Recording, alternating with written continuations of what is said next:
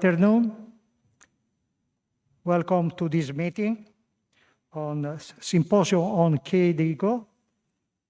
And welcome to our speakers and to our co-moderator, Vladimir Tesar.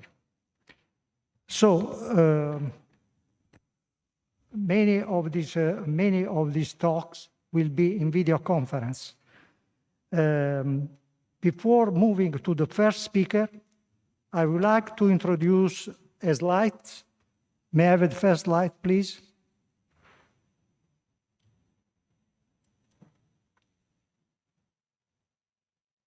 Okay. This slide is a very common slide. Shows the different degree of CKD and different degree of proteinuria. I would like to draw your attention about the A3, in which we have patients with proteinuria more than 0.5 gram per day. And this value is very important because it's a high risk for end-stage kidney disease. So today we will discuss about CKD and about the different diseases that are responsible for CKD. I mean diabetes, hypertension, glomerulonephritis.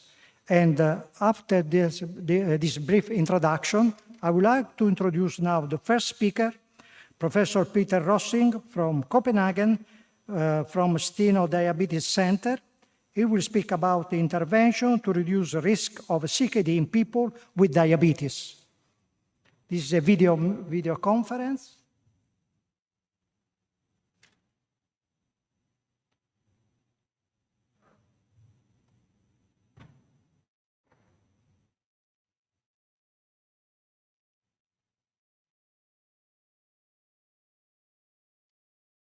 Hello, my name is Peter Rossing. I'm professor in endocrinology at the University of Copenhagen in Denmark and head of complications research at Steno Diabetes Center Copenhagen. Thank you very much for the opportunity to be here, to be part of this session on new KDIGO guidelines and the progress in care for patients with chronic kidney disease. And I'll talk on interventions to reduce the risk of chronic kidney disease in people with diabetes based on the guideline, but also I'll provide some updates. First, I'll share my disclosures. I worked with different companies in relation to the different trials I've been involved with. And of course, most important, I was co-chair for the guideline KDIGO developed on management of chronic kidney disease in diabetes. And this is how it looks. It came last year, published in Kidney International. There was also an executive summary published, and the guideline is available on the KDIGO webpage. The scope of the clinical practice guideline was to include both type 1 and type 2 diabetes, to cover all stages of chronic kidney disease, including transplant and dialysis patients, but also to base it on available evidence, and thus there are some shortcomings, obviously, in the guideline. We wanted to address interventions with rigorous data from randomized controlled trials. We wanted to address lifestyle, pharmacotherapy, and also systems of how you organize care of diabetes. We did not include blood pressure and lipids because there are other KDIGO guidelines on these topics. We did not include prevention and screening. And there were some issues like diagnosis and emerging and pipeline therapies that were also not covered in this guideline. So the goal was to generate a resource that was useful for clinicians and patients to address relevant questions with providing recommendations that you could use for action. And then we would also discuss controversial topics when there was sufficient evidence and try to communicate as clear as possible.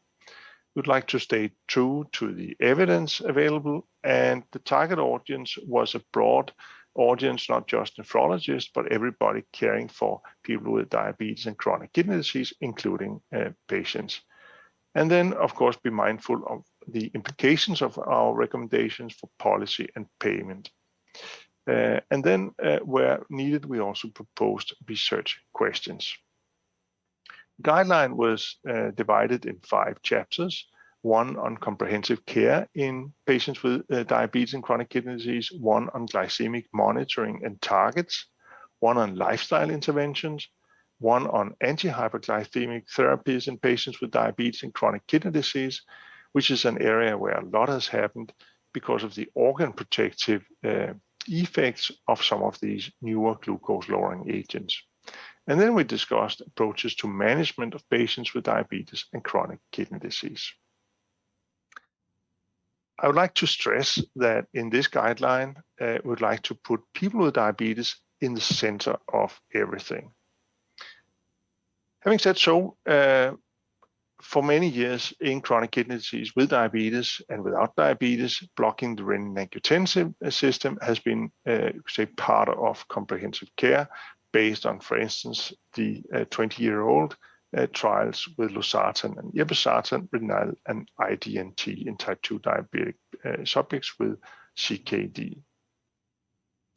But a lot of other things were also included, and you could say what's important in this guideline, particularly for an endocrinologist like me, is that it's not just about glucose. Comprehensive care in patients with diabetes and chronic kidney disease involves implementation of lifestyle therapy, focusing on exercise, nutrition, smoking cessation, then a cardiorenal risk factor management, meaning control of glucose, blood pressure, and lipids, blocking the renin-angiotensin system, as I just mentioned, and then as a relatively new thing, also implement SGLT2 inhibitors, not for their glucose-lowering effect, but for their kidney protective and cardioprotective benefit.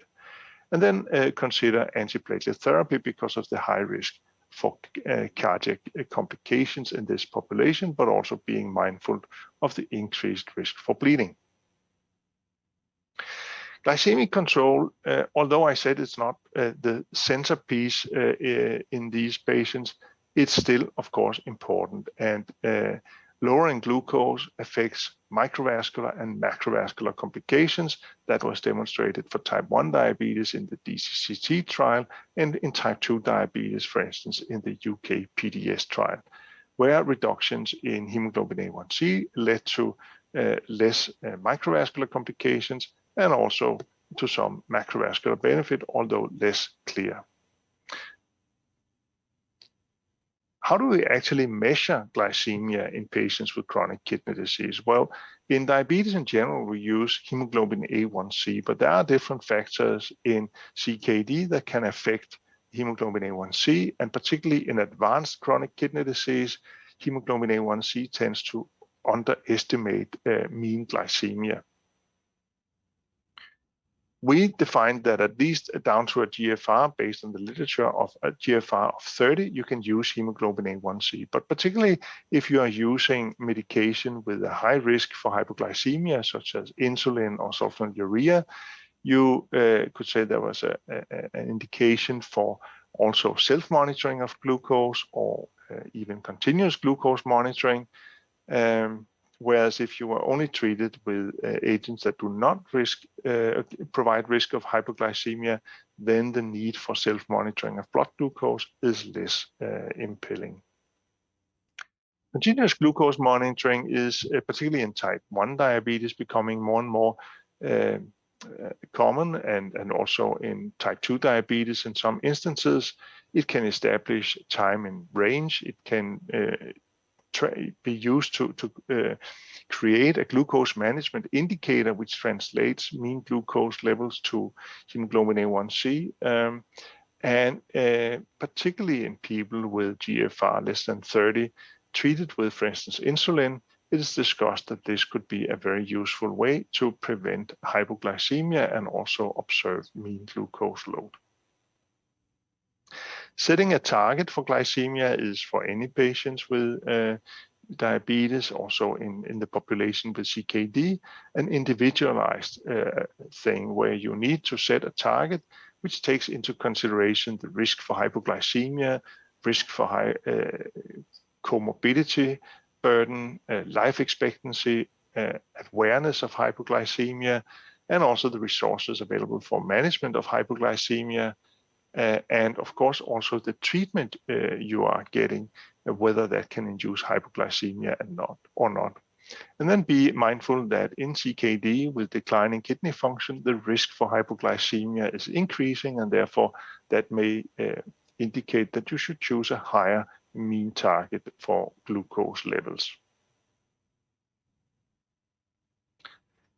Regarding lifestyle, we recommended a healthy diet, and we also recommended that diet should be put into a social cultural context of the individual in order to be potentially successful.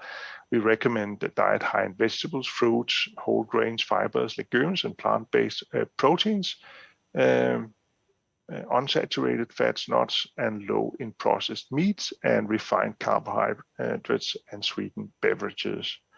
And this figure illustrates that it, as mentioned, has to be put into the context of the individual.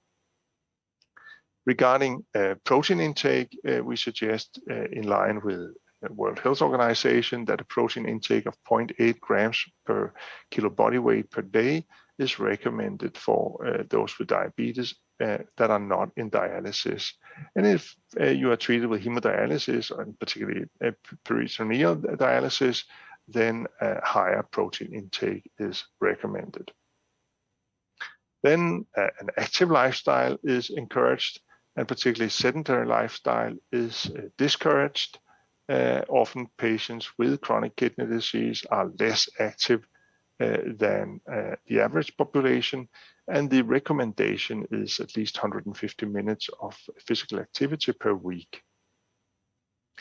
Then also consider obesity, and particularly in patients with a GFR above 30. Now, coming from lifestyle into the anti-hyperglycemic agents, SGLT2 inhibitors have been now recommended, and they are recommended partly for their glucose-lowering effect, but particularly because of their organ protective benefit. They were demonstrated initially in cardiovascular outcome trials to lower cardiovascular outcomes, or what was called MACE. So that was cardiovascular mortality and non-fatal cardiovascular events. Also, heart failure was reduced, and as a secondary outcome, say a progression of kidney disease was reduced in cardiovascular outcome trials. Later, we got dedicated renal trials, as you know, with Credence being the first positive trial with an SGLT2 inhibitor dedicated to kidney population, here type 2 diabetes with CKD, showing a 30% reduction in the primary outcome, which was doubling of creatinine, end-stage kidney disease, or cardiovascular renal death. And the effect in Credence was independent of baseline eGFR and baseline albuminuria. And it is, of course, particularly relevant with the baseline eGFR, as a glucose-lowering effect of SGLT2 inhibitors decline with declining kidney function.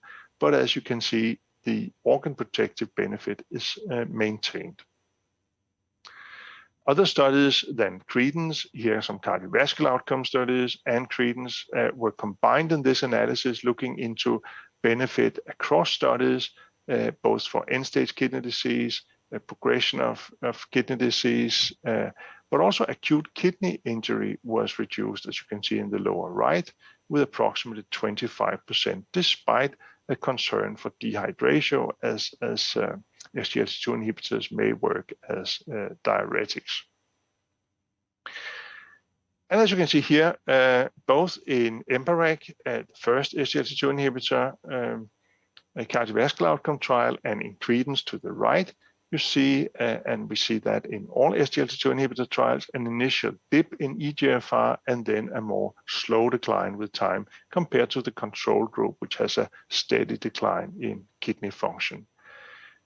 This initial dip tends to decline with baseline eGFR and is probably reflecting the hemodynamic effect of SGLT2 inhibitors. Also, the GLP-1 receptor agonists showed interesting effects beyond lowering glucose. And in the cardiovascular outcome trials with GLP-1 receptor agonists in diabetes, they reduced cardiovascular events, particularly atherosclerotic events, and cardiovascular death was reduced with several long-acting GLP-1 receptor agonists. On the kidney endpoints, they also reduced progression of kidney disease when you include progression of macroalbuminuria, whereas a reduction in eGFR was seen in some, but not all, GLP-1 receptor agonist studies. And here you can see on top a progression of kidney disease in different GLP-1 receptor agonist trials, a 17% reduction if you include macroalbuminuria. If you only look at worsening of kidney function, some studies show benefit and others do not, but overall 13% reduction.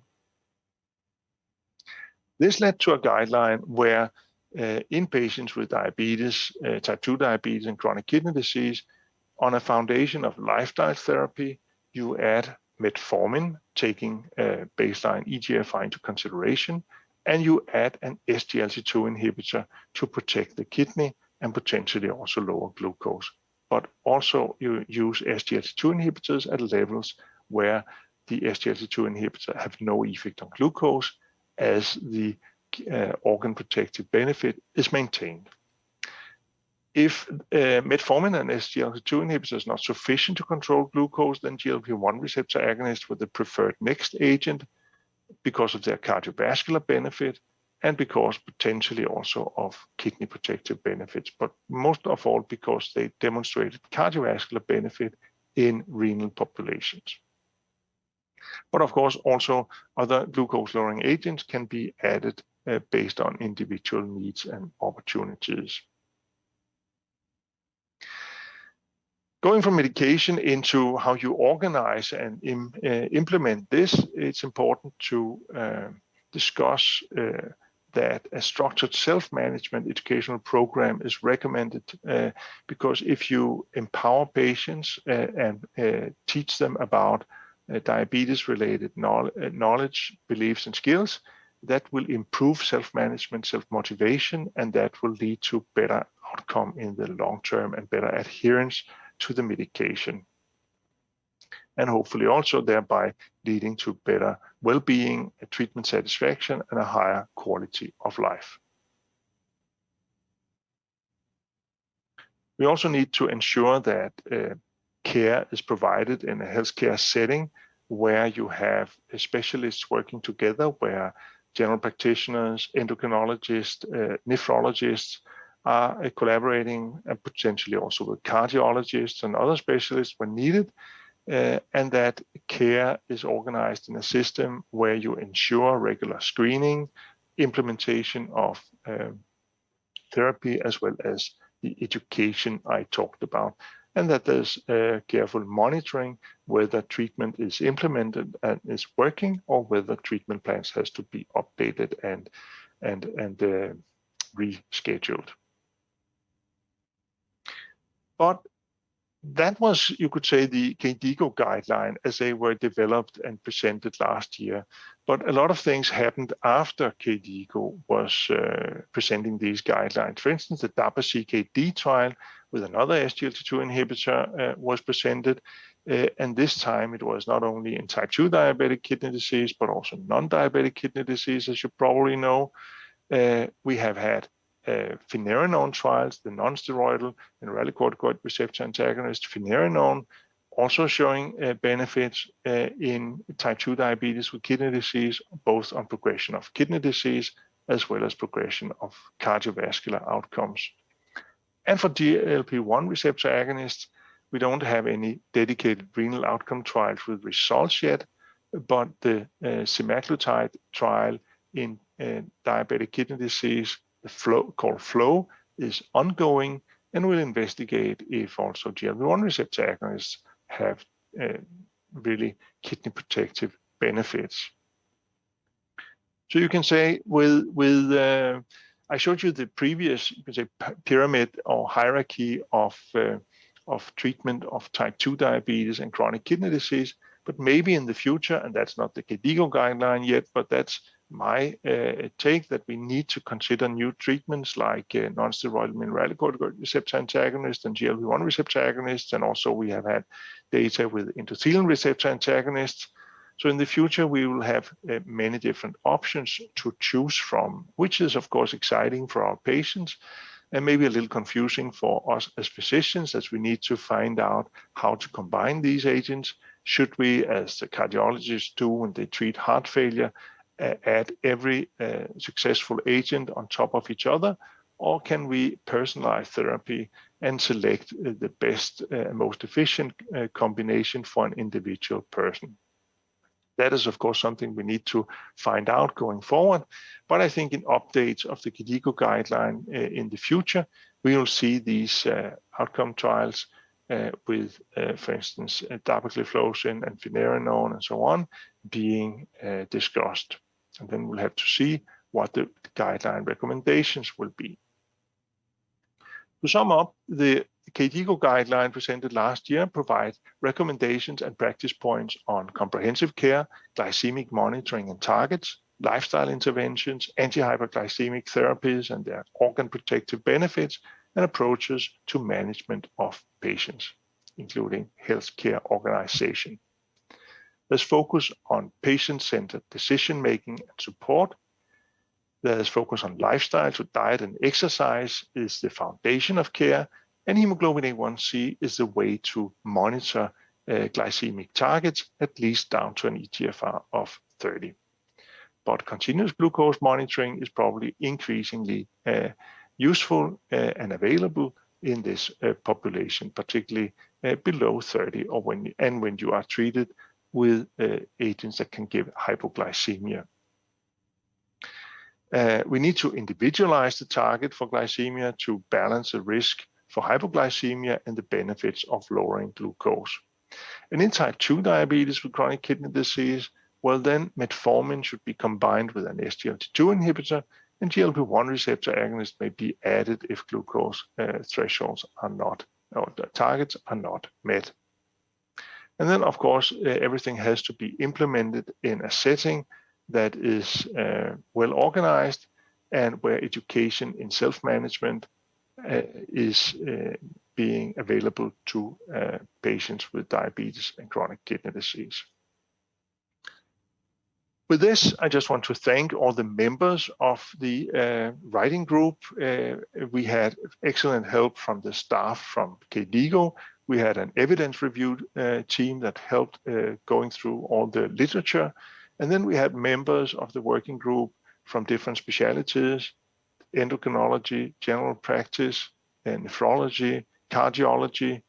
And we had also a very global working group. And very importantly, we also had 2 patients with chronic kidney disease in the working group, and their input was highly appreciated. So with this, thank you very much, and thank you to everybody. Here you can see part of the working group and one of our meetings in the process of preparing this guideline. And I hope there'll be time for some discussions. Thank you very much.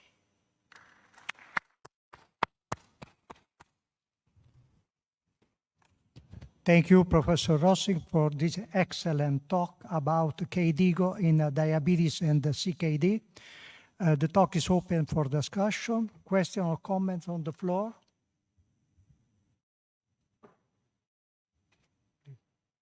May I have 2 questions?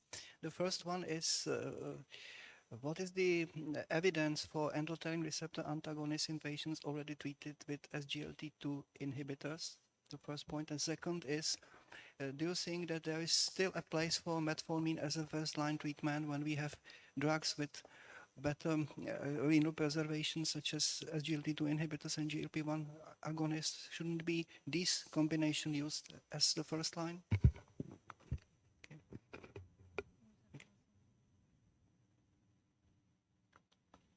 We can't hear you. Microphone.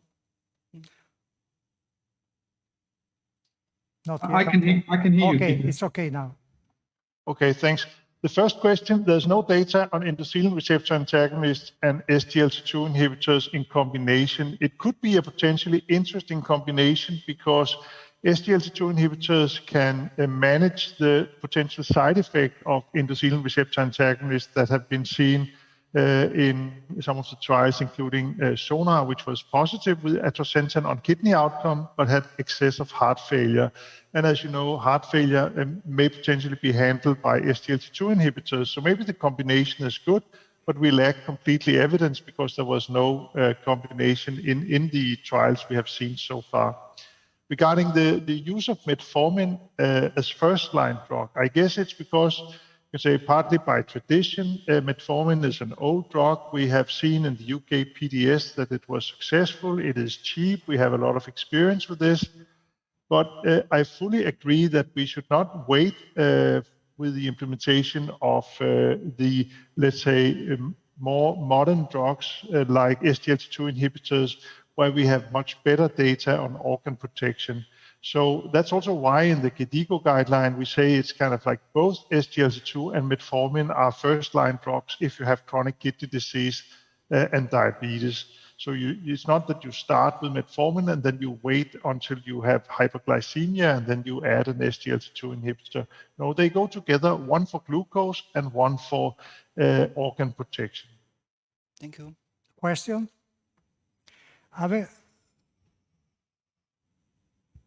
have a question about hyperkalemia. So in the last slide that you showed, there was a combination therapy. I mean ACE inhibitors, SGL2 inhibitors, and Firenon.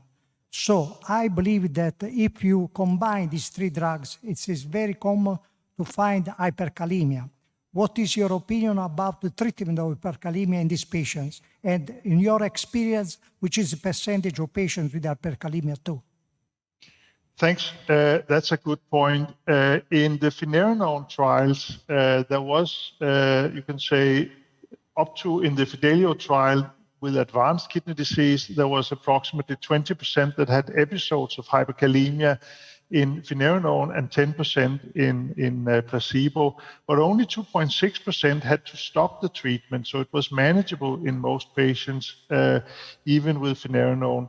And a subgroup of 7% had actually SGLT2 inhibitor treatment. And it seems that when you are combining SGLT2 inhibitors and finerenone, you have less hyperkalemia, so not so much problems with hyperkalemia. And that has also been seen in many of the SGLT2 inhibitor trials in heart failure and in kidney disease, in DAPA-CKD, for instance, that if you have the combination of mineralocorticoid receptor antagonist and an SGLT2 inhibitor, you actually have less hyperkalemia. So we should certainly be aware of hyperkalemia when we use a mineralocorticoid receptor antagonist, but it seems that the risk is manageable and not too much of a problem, actually. Eventually, we can personalize therapy in this case, okay? Yeah, I think that's the way we need to go, and we need to find out, should we, as in heart failure, use all drugs for everybody, or should we have a more personalized approach, as you suggest? Could we, by biomarkers or personal characteristics, select the optimal combination without side effects for the individual person? I think that's probably the way to go. Thank you. Questions or comments on the floor? Okay, thank you so much for this interesting talk. We move on to the next speaker. Professor Kunti from Leicester. He will talk about monitoring of form CKD in people with diabetes. Professor Kunti is Director of Primary Care Diabetes and Vascular Medicine. Please. Thank you very much. Can you see my slides?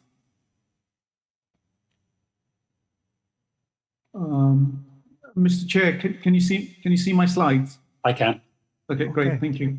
Well, thank you very much for the Italian Society of Nephrology for the kind introductions and asking myself and Peter to speak on behalf of Cadigo. My task was to talk about monitoring for CKD in people with diabetes. So Peter gave a really nice overview of our Cadigo guidelines, but you need to identify these patients. And so my task over the next 20 minutes is to talk about identification, but I'm going to do more than that. I'm not a nephrologist, I'm not a diabetologist, I'm a general practitioner. And I think what I want to take home today is how people can work together, nephrologists, diabetologists, and primary care practitioners, because the majority of these people are managed in primary care.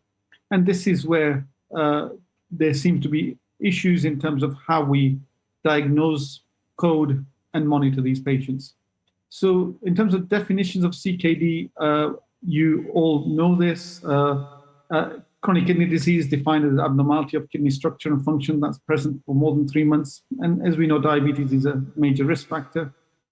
Diabetic nephropathy, and some like to call it diabetic kidney disease. In the Cadigo guidelines, we didn't use this term, is a subtype of CKD seen in people with diabetes, defined as deterioration of the function of the kidneys from long-standing diabetes in the presence of albuminuria.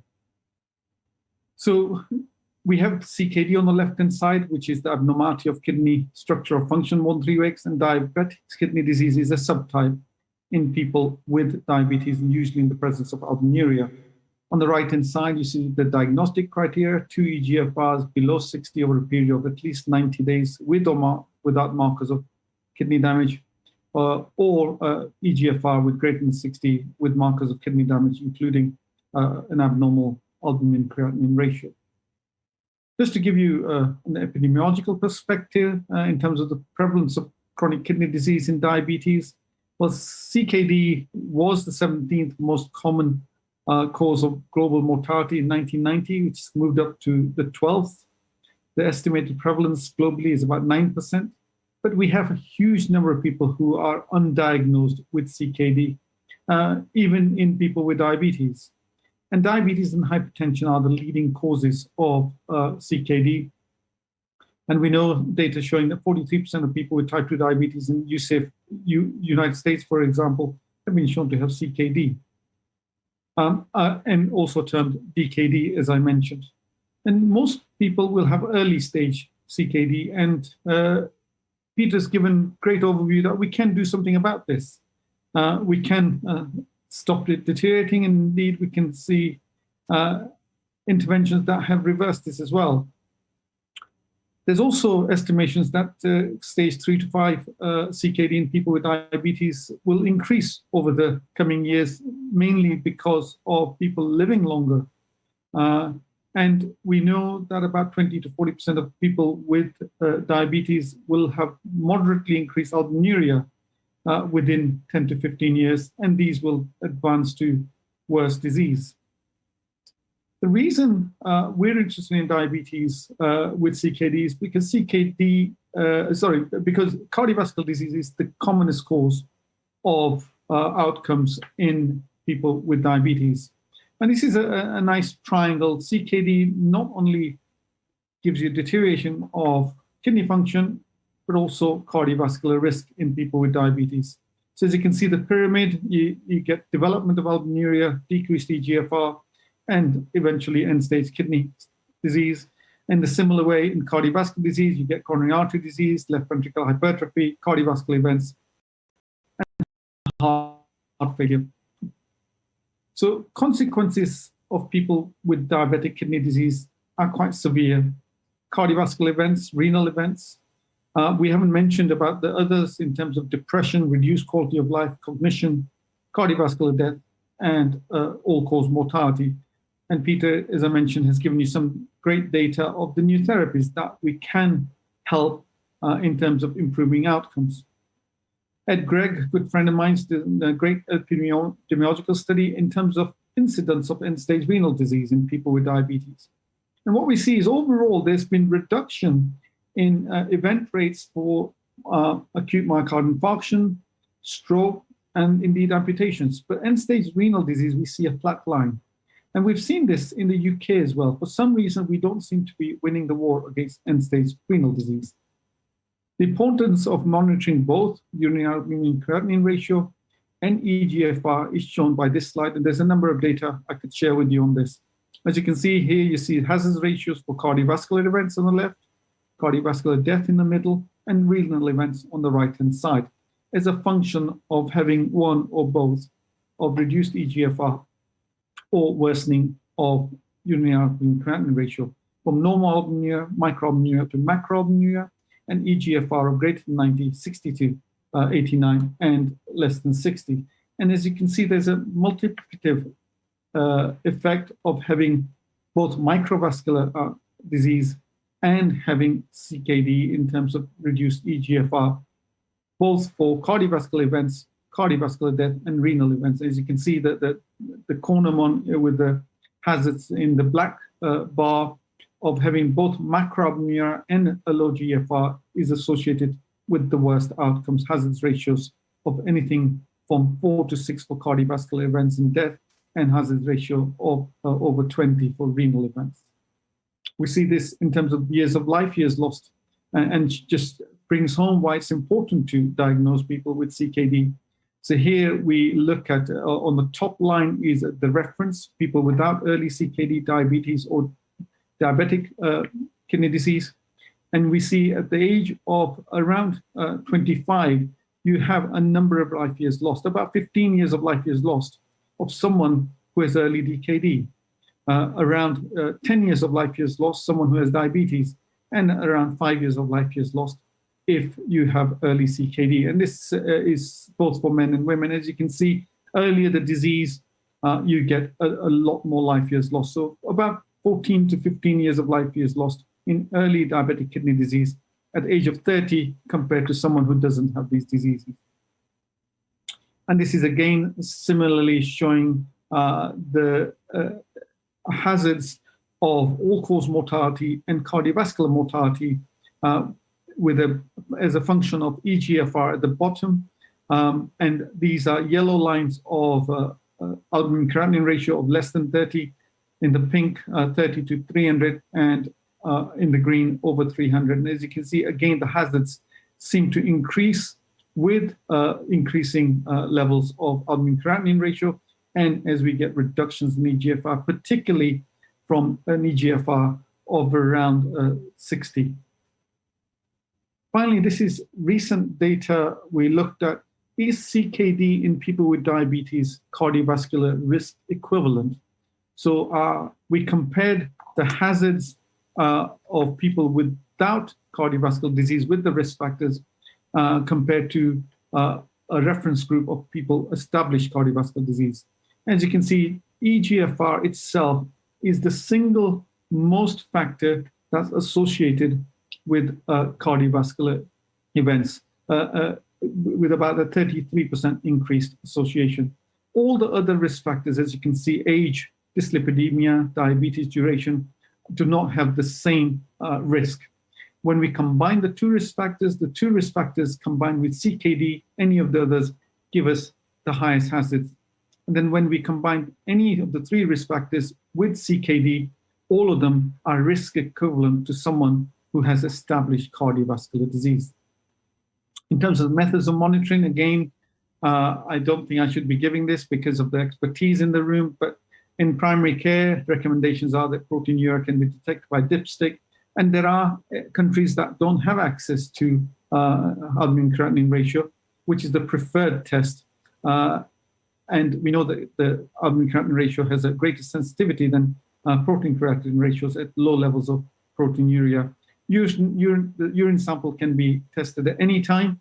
And on the right-hand side, we see the ranges. Less than 3 milligrams per millimole is a normal. 3 to 70, repeat, ideally using early morning sample. But I know this is not happening routinely. And people with a greater than 70, significant abnormal test, and no need to retest. Our chair has already put this forward, but this is a slightly different angle to the slides that was presented by our chair. This is frequency of monitoring and referral criteria by the CKD classification. As you can see, EGFR on the left-hand side and albuminuria on the top. And this tells you 1 or 2 or 3 or 4, meaning how many times a year at the minimum we should be having these tests done. And then also guidelines in terms of treating and referring, which I think are great, especially for us in a primary care setting. Finally, in managing in primary care, we get lots of questions asked, when should we be monitoring? I think we all know about ACE inhibitors and ARB monitoring serum creatinine and potassium 2 to 4 weeks after starting or changing dose, and this goes for people with diabetic kidney disease or even those without diabetic kidney disease. And then depending on normal kalemia, hyperkalemia, or increase in creatinine, we would decide what we do in terms of the dosing or stopping of therapies. Similarly, SGLT2 inhibitors are now being embraced in primary care setting, but there's a lot of worry because a lot of primary care practitioners are checking eGFR, as I said, within 2 to 4 weeks, similar to what we do with the ACE inhibitors. And what we see, and Peter has again shown this data from randomized controlled trials and this dip that we have in eGFR. This is looking at routine data from the CVD real study, and then this dip comes back. So we often tell practitioners not to monitor it within the 2 to 4 weeks that they often do for following introduction of ACE or ARBs. And we ask them to wait a little bit before they monitor, because primary care does get into a panic when they see these type of results.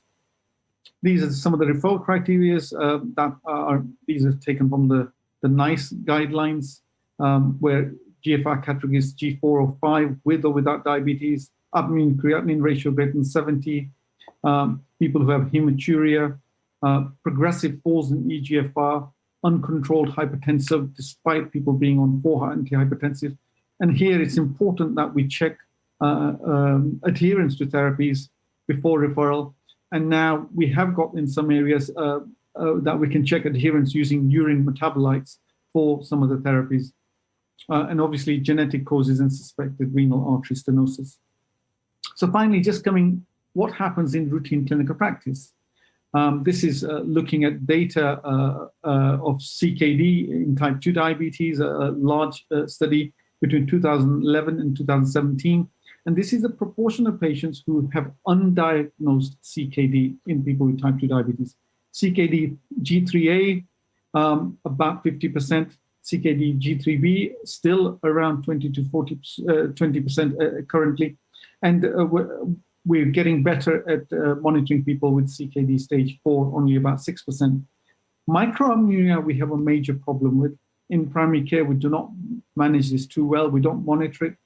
In the bottom, you say UK study. This is the one we did at a large study, and only about 40% of people who had microalbuminuria were coded for microalbuminuria in their practice records. But in this randomized controlled trials, prompting the primary care practitioners to improve the coding. This is from Denmark, recently published study, and I'm sure, Peter, you have something to do with this in terms of the improving frequency of urinary albumin testing in primary care. As you can see, eGFR, microalbuminuria, this is the proportion of patients who don't have a measurement has improved dramatically. But again, microalbuminuria, there seems to be a problem. We still have lag behind in terms of how we treat. Things have improved. ACE inhibitors, about 60%, antihypertensive, 80%, and about 70% on statins. So despite new treatments, most patients with type 2 diabetes don't seem to be getting renal protective therapies. As you can see here, with people with type 2 diabetes, over half of patients with type 2 diabetes have CKD, but very few are on therapies that may improve outcomes. And the topmost thing here is we need to screen for this, and we need to make healthcare professionals and the patients aware of this, and we need to manage appropriately. And this is showing what the difference is between nephrologist care and the care in primary care. This is looking at data comparing the two. And what we see here is, in terms of the patients, a small number of patients, but I think this will be true anywhere we look at. The duration of diabetes, age is similar. In terms of baseline and final follow-up of these patients, we see reductions in risk factors in nephrologist care, worsening in primary care, particularly systolic blood pressure, diastolic blood pressure, albuminuria. Proportion of patients who are on ACE, ARBs, statins, again, increased in nephrologist care, no difference in primary care. And the proportion of patients who were on non-steroidal anti-inflammatory therapies, stopped in nephrologist care increased in primary care. And most importantly, we need to make our patients aware that they have CKD. Peter mentioned that letting patients know about it, giving them education programs empowers them. And what we see here is, first of all, proportion of patients on the top with and without diabetes with CKD, 3 and 5 who are under primary care internists and nephrologists, very small proportion against nephrologists, majority in primary care. But at the bottom, we see the patient-reported care and how many of the patients are aware that they have CKD. If we just look at CKD 3 and 5, 66% of people in primary care practice are not aware. 22% under internists are not aware, and only 3% under nephrologists are not aware that they have CKD. So a long way to go for us all to work collaboratively. So in summary, there are no symptoms in diabetic kidney disease until it relates to very much later down the line with uremia, pruritus, etc. And screening is the only way that we can make this happen. So finally, in summary, diabetic kidney disease is a subtype of CKD, as I mentioned. Cardiovascular disease is the main cause of death in people with kidney disease and diabetes. Albumin creatinine testing with eGFR can early detection of DKD before significant loss. And we do know that now we have progression, but lifestyle and therapies that Peter has mentioned can not only reduce the risk of progression, but also reverse it as well. Thank you very much for listening. Thank you very much for your talk. It's open for discussion. Question on the floor? No question in the room? I did have one question. It is now relatively well established that the cardiovascular risk really starts to increase with a decrease of eGFR to about 70 ml per minute. So shouldn't the stage CKD2 be also subdivided into CKD2A, CKD2B, and the greater attention paid to those patients with eGFR below 75 or 70? I think you make a good point, and I showed you that one of the slides that the risk increased, particularly with albuminuria from eGFR of 70. Now, this is for not someone like myself to decide. These are the societies like yourselves who need to decide that. But I think we also need trials to show that that's important to do. If we have trials showing, and I'm sure we can do data analysis from the randomized control trials with SGLT2 inhibitors, for example, to show that it does have an impact with the CKD, for example, if we clustered it into 2A and 2B, then there would be more evidence to say, yes, we do need to recommend that. Thank you. I have a practical question in the clinical practice concerning the treatment of patients when you administer ACE inhibitors or other drugs that are responsible for the reduction of GFR. And you show the slides for this question too. So my question is, it is correct that you determine the serum creatinine and, of course, the GFR, calculated GFR, after the first month of therapy, or you overcross the first month and you perform the serum creatinine value after 3 months of treatment? For SGLT2 inhibitors, we're recommending 3 months in primary care. Peter's still here. Peter, I don't know what the recommendations internationally are. Okay. Sorry. Recommending eGFR assessment after initiating SGLT2 inhibitors. I said we recommend after 3 months in the UK. Okay. Questions? Comments? Okay, thank you so much. We move on to the next speaker, please. Thank you very much. Thank you very much still once more for the excellent lecture. And it is Vladimir? now my pleasure to introduce our third, unfortunately also virtual speaker, Professor Johannes Mann from Erlangen, Germany.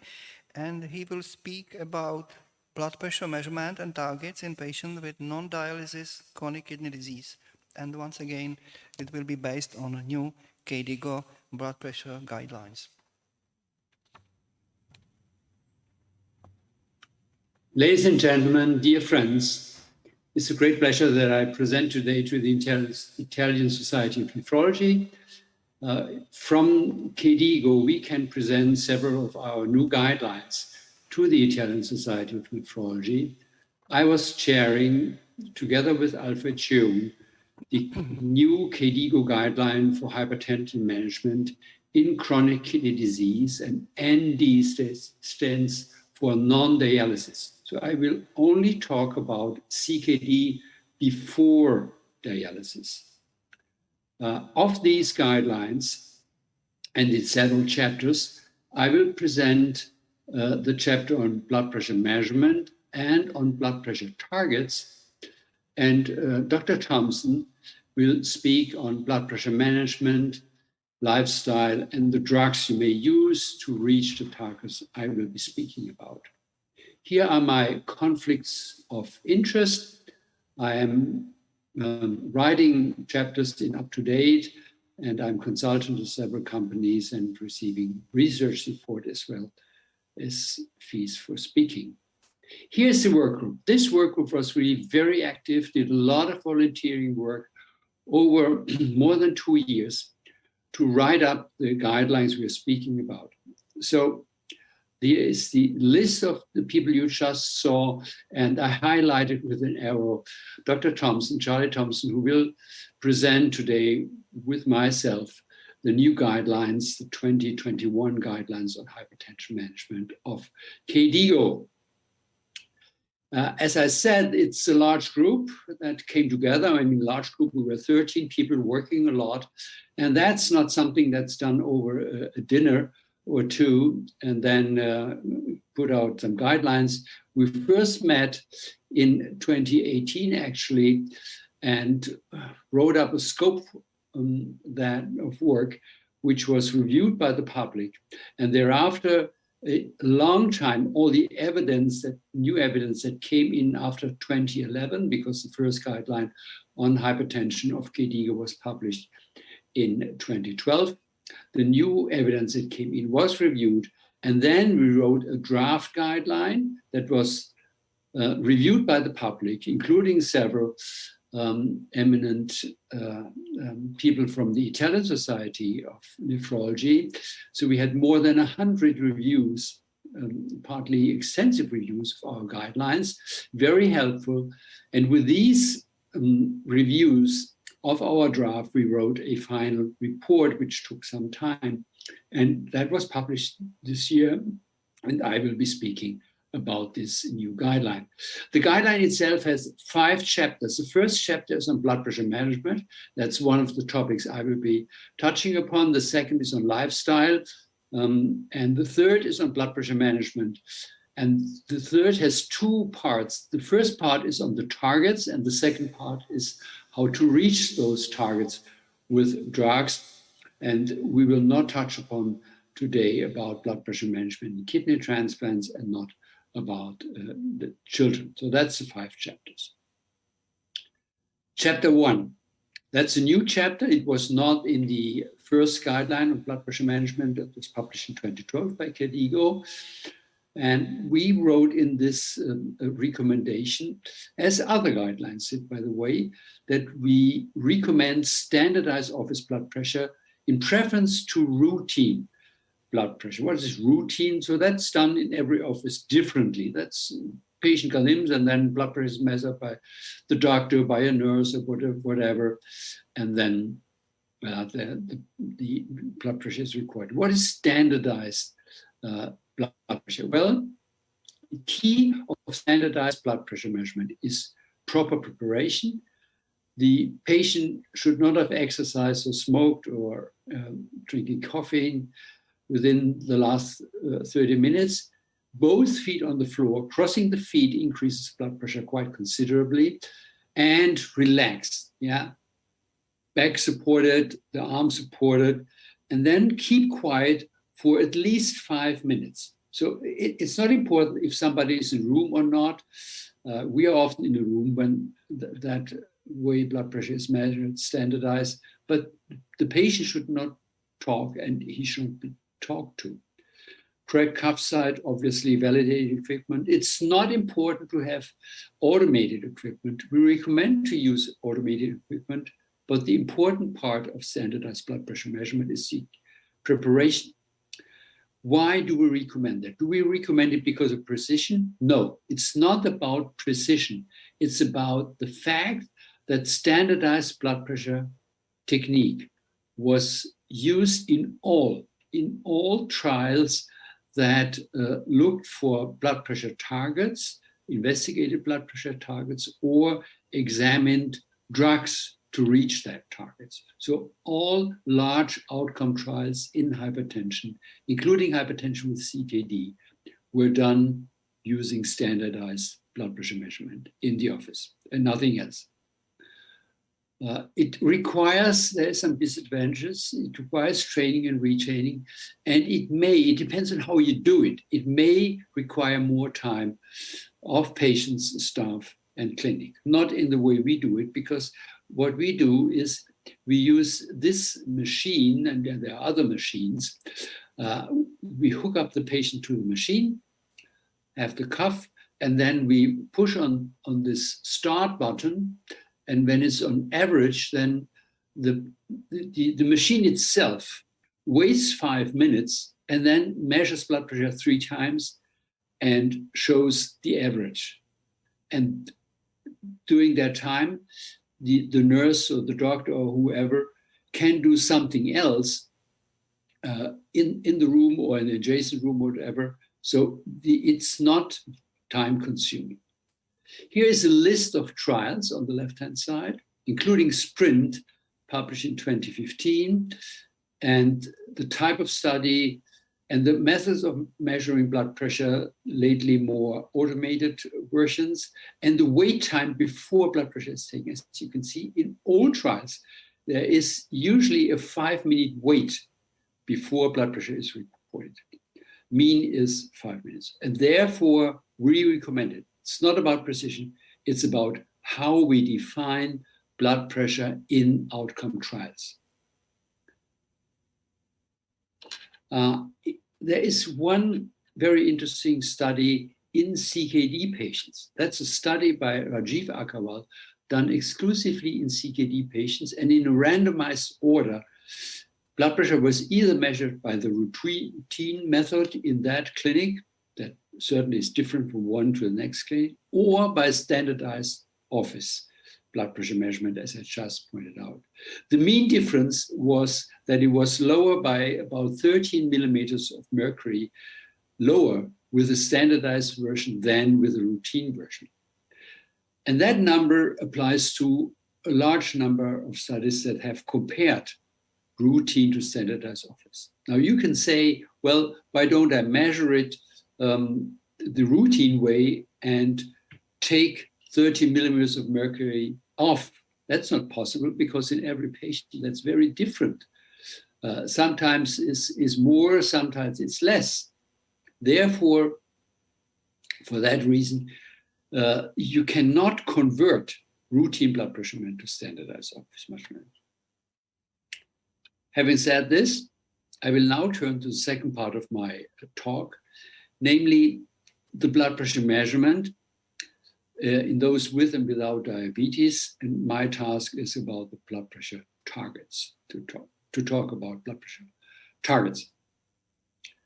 With the caveat that what I'm talking about is measured by standardized office blood pressure as just defined. Recommendation of KDIGO is we suggest that adults with high blood pressure and CKD, non-dialysis, be treated with a systolic blood pressure of less than 120 millimeters of mercury when tolerated, and using standardized office blood pressure measurement.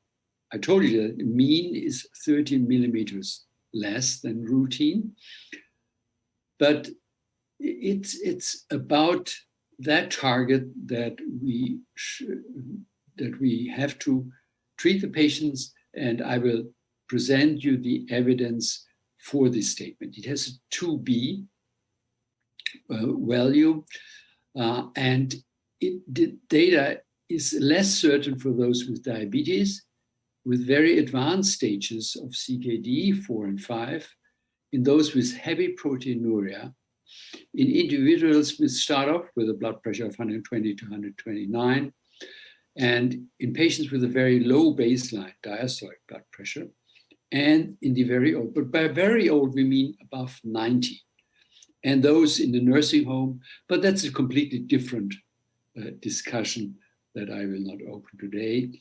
And we have little data on severe resistant hypertension on more than 4 drugs. Since there is less evidence in some patients with CKD, and there's more evidence in others, the question came up whether we should separate the target that we recommend to 2 different targets, as sometimes it's done. We said, no, we will not do it, because when we do it, then everybody will turn to an easier target, and this will harm quite a number of patients. In addition, we are all, as nephrologists, experts in treating hypertension, and therefore individualization is key. This is not a law, it is a guideline. Therefore, we consider that you should use this guideline and apply it to the individual patient. And we did not think that for a population like the nephrology community, it's reasonable to come up with 2 different guidelines. Why this target of less than 120? Well, it comes from the SPRINT trial. It was a very large trial, and it was the largest trial done up to date on patients with CKD and high blood pressure.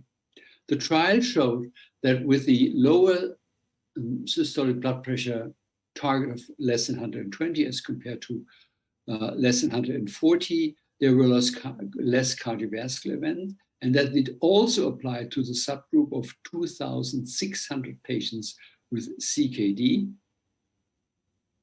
And there was no effect modification of that effect by CKD. So the data of SPRINT apply to those with and without CKD.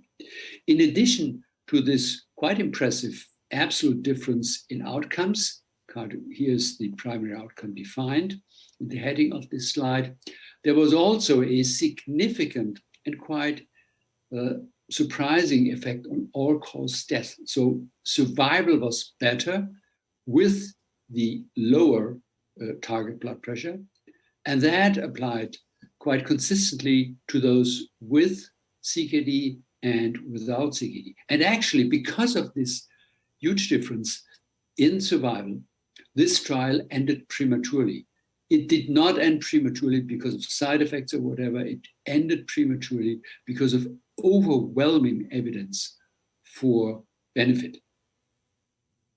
Did it apply to older people? That's a frequent question. Yes. The primary outcome in those above 75, also again a large cohort, was much less frequent in those with the lower target than with the higher target. And that applied also to all-cause mortality, as you can see here in the elderly. And there was no difference in severe adverse events, including orthostatic hypotension or injurious falls. So there's frequently the objection to this lower blood pressure goal, measured by standardized blood pressure, as I will remind you, because people say, well, they hurt themselves.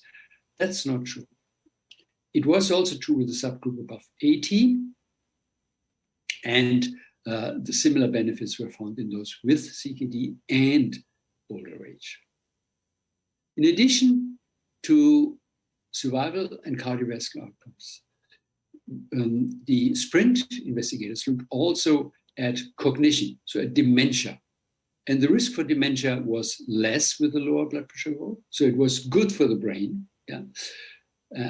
if you look for probable dementia or for mild cognitive impairment, you don't want to have mild cognitive impairment, I remind you. So this was also different. The difference was not always significant.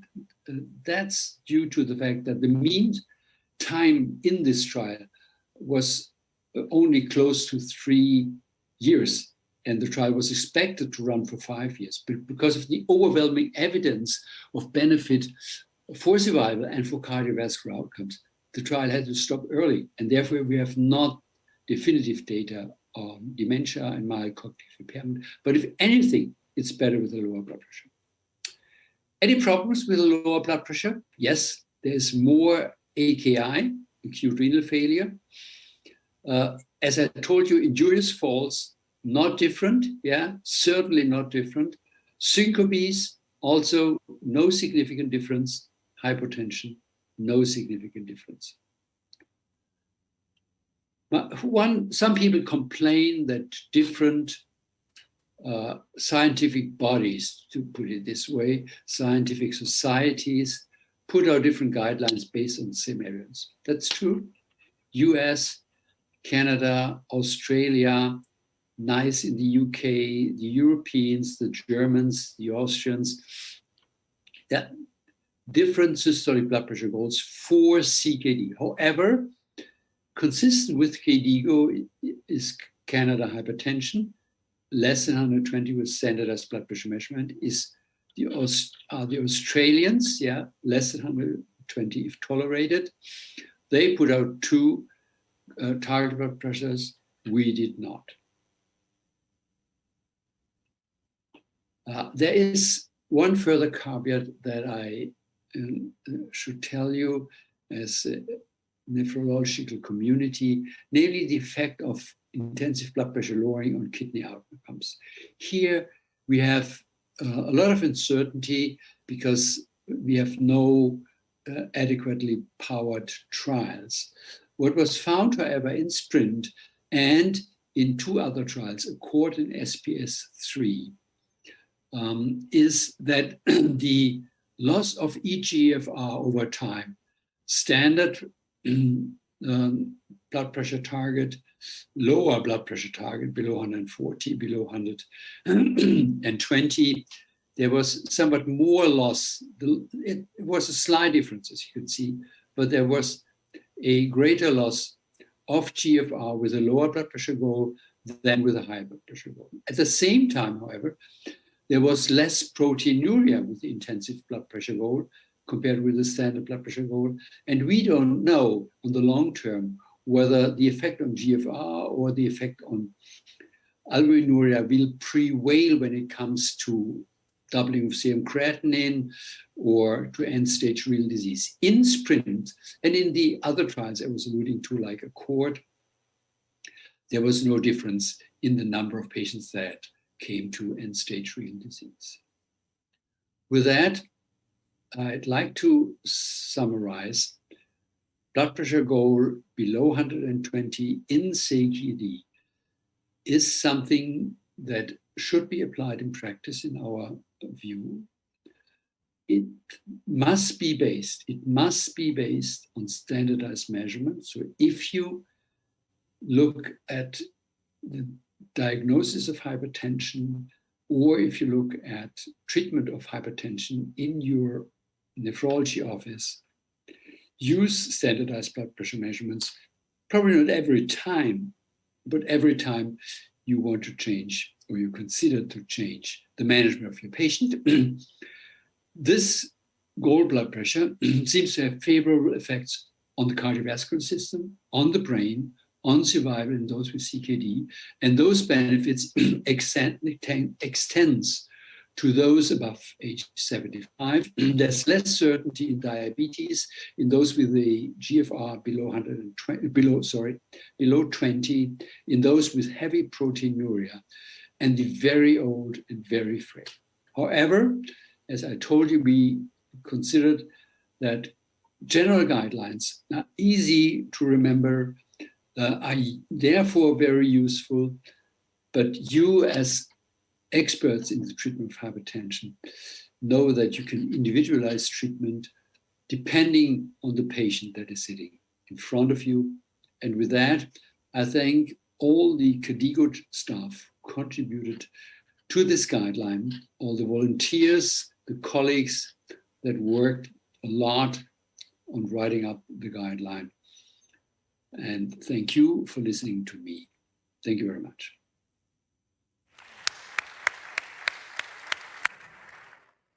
Thank you, Professor Mann, for your really excellent lecture, which is now open to discussion. Are there any questions from the auditorium? I have a couple of questions. So, at the beginning of your talk, you showed in some slides that it's very important to standardize office, the measurement of blood pressure in the office. So my question is it better to suggest to patients to measure the blood pressure at home? Because normally when we visit the patients in the outpatient section, I mean in the morning or in the afternoon, they are under drug. And normally the blood pressure is very high in the late of the day, I mean between 6 and 7 p.m. So my question is, it's better to suggest to the patient to measure the pressure at home and not in the office? Well, that's a very good question. And indeed, in the guideline, we refer to home blood pressure measurements and suggest as a practice point that it be used in our patients. One aspect is that compliance of the patients may be better if he's measuring himself the blood pressure or herself at home.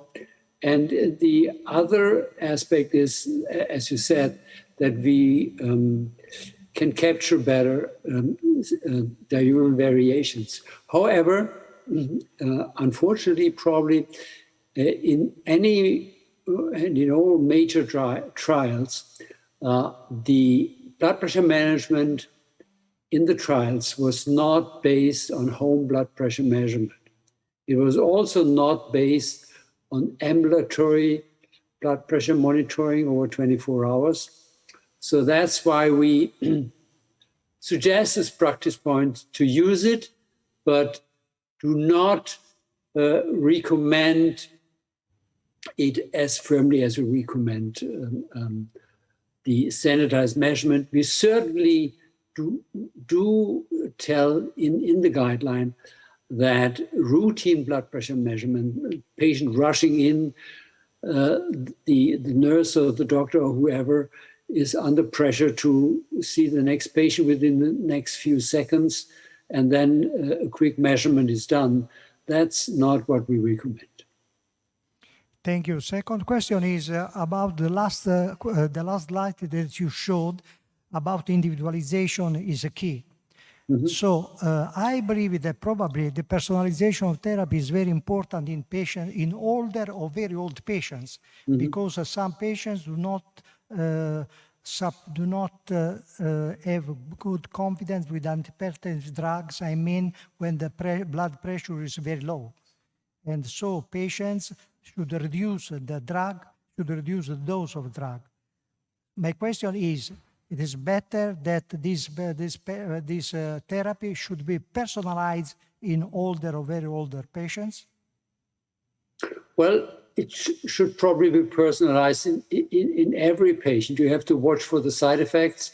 And it's a shared decision making, as one is saying. So you have to buy in the patient into the treatment. And there is actually data that if you talk to the patient and explain why you do what, that the compliance of the patient and also reaching goals is much more likely if there is a true shared decision making than just telling the patient do this and do that and then go to the next room. I also have one or probably two closely interrelated questions, and this is related to the existence of putative U-shape or J-shape curve in related to some events, such as, for instance, myocardial infarction. It probably exists in relation to the kidney perfusion because there was an increased risk of acute kidney injury in SPRINT trial. But in the past, it was shown also for myocardial perfusion, especially in patients with low diastolic blood pressure. And if I am not mistaken, there are even some data supporting that coming from IDNT trial, for instance. So do you think that there is no risk of increased myocardial infarction in those patients who have very low both systolic and diastolic blood pressure? You warned against 50, but 50 is very low. So what about 60, for instance? Well, there is no good data to answer that question whatsoever. Given that fact, that nobody has treated patients with hypertension to a diastolic blood pressure, let's say of 80 or 60, and then looked at whether there was a difference in myocardial infarction. We do not have such data. Given that fact, there is observational data that there is a U-shaped relationship between cardiovascular outcomes, or let's say myocardial infarction, between myocardial infarction and attained diastolic blood pressure. Okay, so there is this U-shaped relationship. However, in SPRINT, for instance, when you look at this relationship, it's U-shaped in the intensive goal blood pressure and also U-shaped in the standard blood pressure arm. But there's always a difference in favor of the intensive blood pressure arm.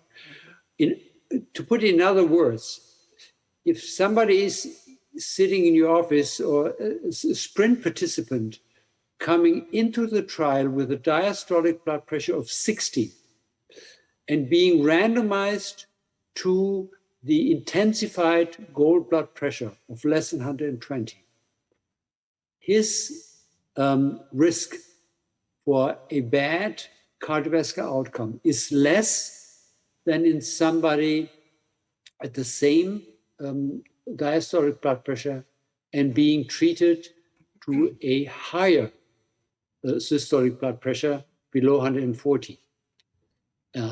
That's the fact. So from these observational data, my view is that the low diastolic blood pressure is not something I would consider as that I would care for in the treatment of my patients. I'm looking at the systolic blood pressure, independent of diastolic. Thank you very much for the explanation. Any other questions from the auditorium? No question? Yes. Yes, there's one question. Okay. Francesco Locatelli.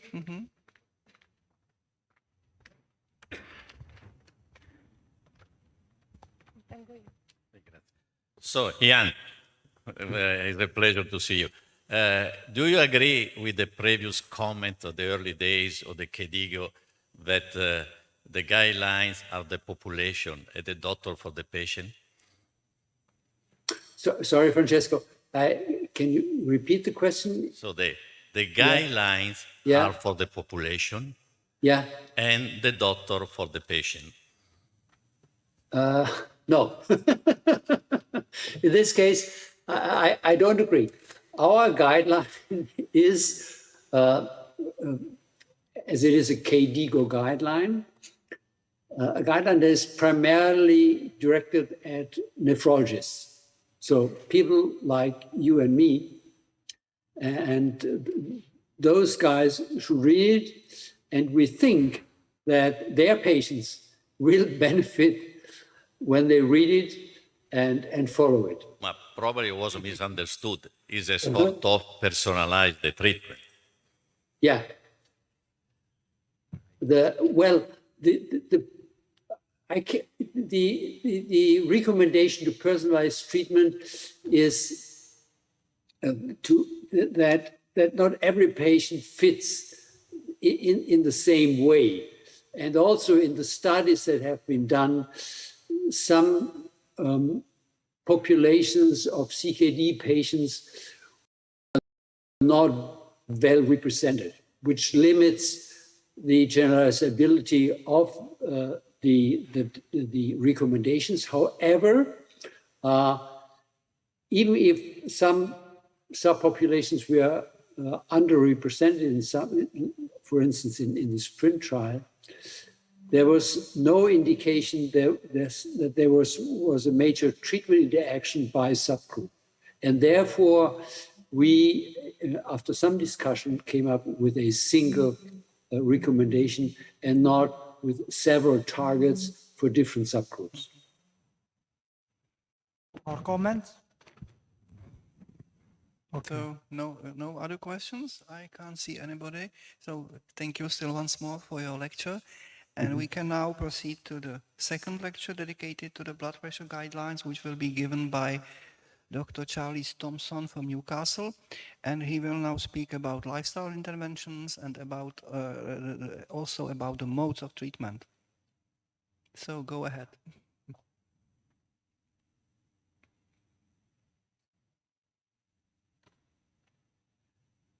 Good afternoon, and thank you very much for inviting me to address your conference on blood pressure management, including lifestyle and drug treatment in patients with chronic kidney disease not receiving dialysis, the KDIGO 2021 guideline. I should say that I have no relevant conflicts of interests that would influence my performance in this presentation. The full guideline and an executive summary of the guideline and a number of other very useful resources can be found on the KDIGO website, the web address for which I have given below. Professor Mann has already described the guideline development process and the manner in which members of the guideline work group were invited to take part. And it was a great privilege for me to be involved not only in the 2012 guideline, but also in the revision, which was published in 2021. I wish to draw your attention to the grade methodology that was used for deriving these guidelines, which relies very strictly on going from evidence to guideline. We had an independent evidence review team based in the Cochrane Centre in Sydney, Australia, who were charged with reviewing the evidence in a large number of areas using the population intervention comparator and outcome structure that is used for such evidence reviews. They provided us with evidence syntheses, and based on that, the work groups came up with a series of recommendations, which are graded either strong or weak. A strong recommendation is phrased as "we recommend," and a weak recommendation is "we suggest." A strong recommendation is nearly always based on very good evidence, and it's always based on a situation where the great majority of patients would want the recommended course of action, and only a very small proportion would not. A weak recommendation is conditional and depends not just on the strength of the evidence, but also on how we anticipate that individual patients would weigh the benefits of the proposed intervention against the burden of treatment and the risks of harms as well. And so for a weak suggestion, it's very clear that a shared decision-making process is an appropriate part of the implementation of the guideline. The strength of evidence is graded from A to D, with A being high and D being very low. And even though, for instance, in the SPRINT trial, which is the trial on which the revision of this guideline was largely based, because it's a single trial, the evidence review team only graded evidence related to SPRINT as moderate because there isn't another confirmatory trial. Whether there ever will be, we don't know. And that's just an illustration of how the guideline development process worked. I will start with the recommendations and guidelines for lifestyle interventions, starting with sodium intake. And you will see here that we suggest a weak conditional recommendation targeting a sodium intake of less than 2 grams of sodium per day, which is equivalent to less than 90 millimoles of sodium per day, or less than 5 grams of sodium chloride per day in patients with high blood pressure and chronic kidney disease. And that's graded 2 for a weak recommendation, and C for the quality of evidence. We also provide practice points. Now, practice points are a relatively new feature of KDIGO guidelines and are used when there isn't the strength of evidence necessarily to support a guideline, or when the opposite action would be illogical or just clinically dangerous. And just as an example, we have a practice point 2.1.2 here, suggesting that salt substitutes that are rich in potassium should not be used in patients with advanced CKD or those prone to hyperkalemia. It would be impossible to do a randomized controlled trial to prove that point, but all clinicians would agree that well, I hope they would agree that the statement we have made here is useful and makes sense. The evidence base for the benefits of reduction of sodium chloride intake is best when it comes to reduction in systolic blood pressure and diastolic blood pressure, and only moderate when it comes to translation of that reduction in blood pressure to a reduced risk of cardiovascular disease, stroke, or decreased progression of chronic kidney disease. And this picture comes from a systematic analysis for the Global Burden of Disease study, which I've referenced at the bottom of this slide. The rationale, therefore, for sodium intake reduction is good in the general population. There is strong evidence that sodium chloride reduction lowers blood pressure, and moderately strong evidence that the same thing lowers cardiovascular risk. The blood pressure reductions are greater in hypertensive individuals, particularly if baseline sodium intake is high. Now, you'll note that I put chloride in brackets here, and as nephrologists, we all know that sodium bicarbonate intake does not have the same effects on blood pressure or extracellular volume as does sodium chloride intake. But for recommendations in the general population, all the work so far has focused on the sodium, the cation, and the anion becomes relatively irrelevant when we're talking about lifestyle interventions. In the chronic kidney disease population, we only have short-term studies of moderate quality evidence that evaluate the effects of sodium reduction on systolic or diastolic blood pressure. And we have no randomized controlled trial evidence that has examined the effects of sodium reduction on cardiovascular outcomes or kidney failure amongst patients with chronic kidney disease. We do know that sodium reduction enhances the anti-proteinuric effects of ACEs and ARBs, and we have known that for some time, but we've never been able to, or no one has established for certain, that that enhancement of anti-proteinuric action translates into enhanced protection against progressive kidney disease or eventual kidney failure. And as I've already mentioned, there are concerns about potential harms with potassium-containing sodium substitutes amongst patients, particularly with advanced chronic kidney disease. Here I have depicted a summary of the general population trials of sodium reduction with the effects on blood pressure depicted here, showing a significant, nearly 4 millimeter reduction in blood pressure overall. But as I've said earlier, these effects are more marked in patients with high baseline blood pressure, and particularly in high blood with high baseline blood pressure and high baseline sodium intake. But you will also see that there is convincing evidence of a reduction in cardiovascular disease, at least in this intake range, from randomized controlled trials that have looked at the effects of sodium reduction on cardiovascular outcomes. The evidence review team performed an update of the previous Cochrane meta-analysis on the effects of sodium reduction in adults with CKD without diabetes, and they also looked at diabetes separately. And they found moderate certainty of evidence that both systolic and diastolic blood pressure fall on sodium restriction in patients with chronic kidney disease. When it comes to physical exercise, we again make a suggestion, a conditional or weak guideline that patients with high blood pressure and chronic kidney disease be advised to undertake moderate intensity physical activity for at least 150 minutes per week, or to a level compatible with their cardiovascular and physical tolerance. I apologize. There are also 2 practice points, which again should appear obvious to the great majority of practicing clinicians.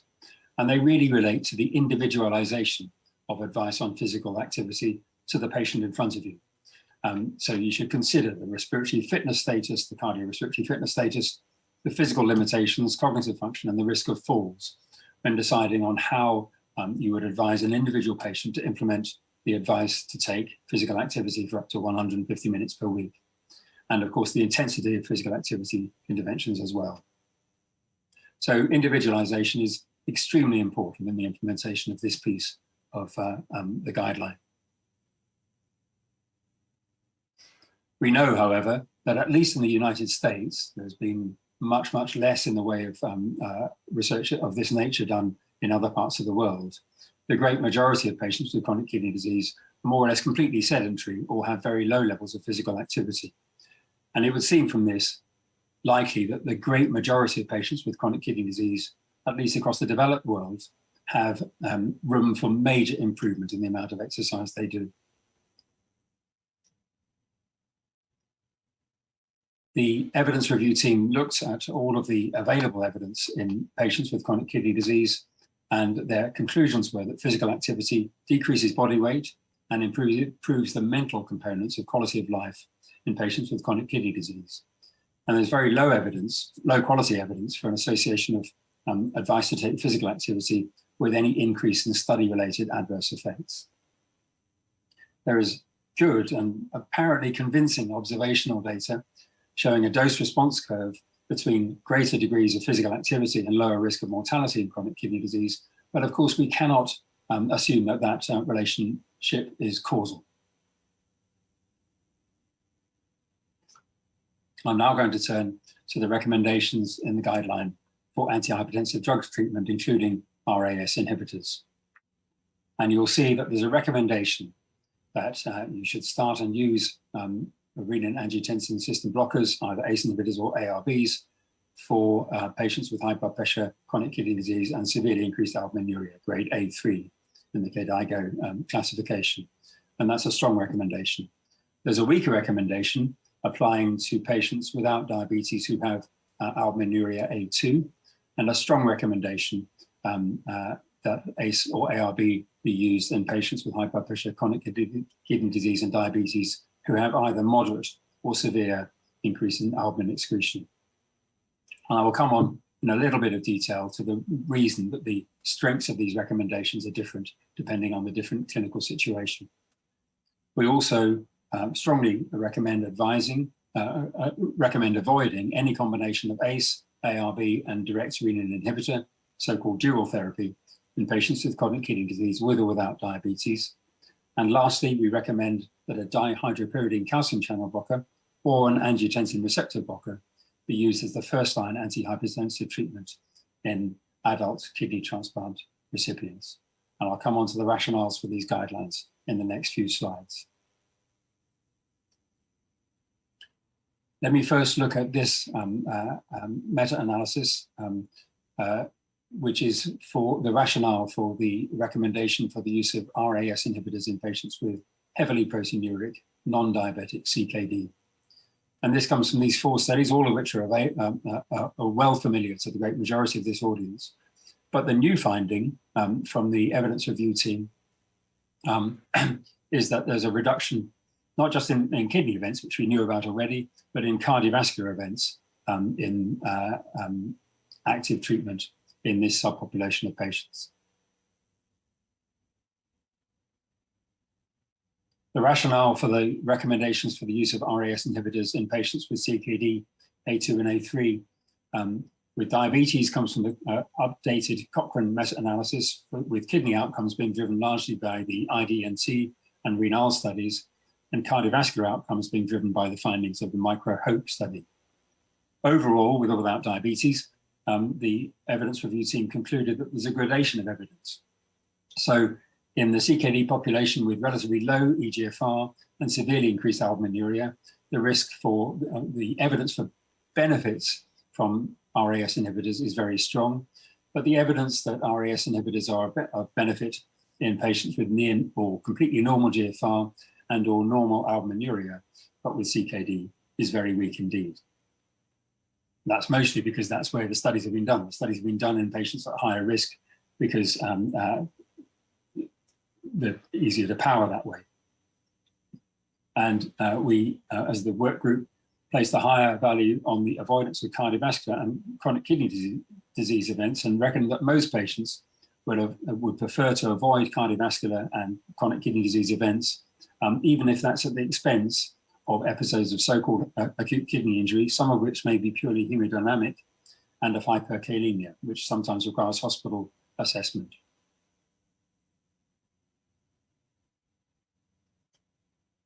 The rationale for the avoidance of dual RAS blockade comes from two separate meta-analyses, one a Bayesian meta-analysis performed outside of our group, and one a traditional pairwise meta-analysis by the evidence review team. But whichever way you do it, there is no clear evidence from the studies available to date that dual blockade of the renin-angiotensin system results in a reduction in mortality, in ESKD or cardiovascular events. And indeed, the evidence review team found a slightly higher risk of all-cause mortality on dual blockade compared to single blockade in these 4 studies. And we know, particularly from VA Nephron-D and the on-target study, that dual blockade increases the risk of acute kidney injury by up to 40% and increases the risk of hyperkalemia. So there's risk from this approach, but without proven benefit. And that's why the approach is not recommended. There are practice points here, which I'll go through in brief, because most of them are relatively obvious. It's quite reasonable to treat people with high blood pressure and chronic kidney disease with an RAS inhibitor, even if they don't have albuminuria, and even if they don't have diabetes. The evidence base is less strong, but the evidence base for blood pressure reduction is very good, and ACEs and ARBs were widely used in the SPRINT study. You should use the maximum approved dose to achieve the benefits, because those were the doses used in the trials. You should check the blood pressure, serum creatinine and serum potassium within 2 to 4 weeks after initiation, but exactly how you should respond to changes in GFR is to some extent a moot point. And hyperkalemia should be managed by measures to reduce serum potassium rather than decreasing the dose or stopping the RAS inhibitor whenever possible.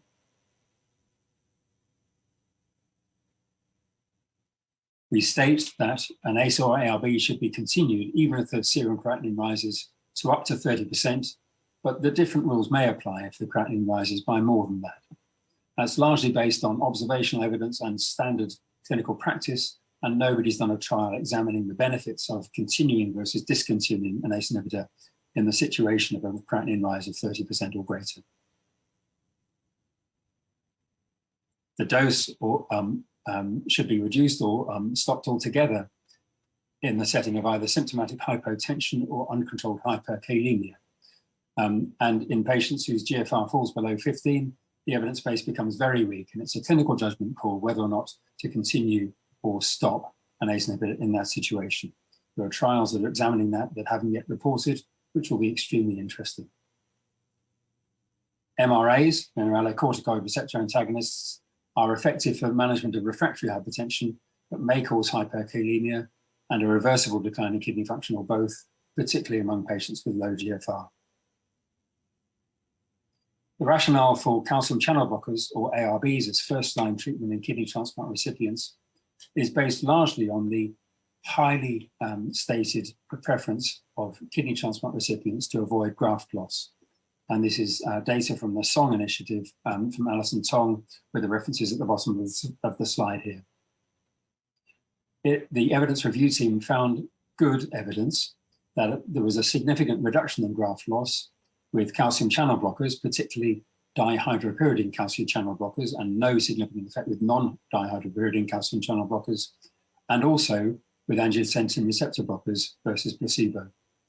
No such reduction in graft loss has been demonstrated with alternative blood pressure lowering drugs, and that's the reason, therefore, that dihydropyridines and ARBs are recommended as first-line treatment in patients with kidney transplants. We do know that ACE inhibitors are associated with an increased risk of angioedema, cough, hyperkalemia, and anemia.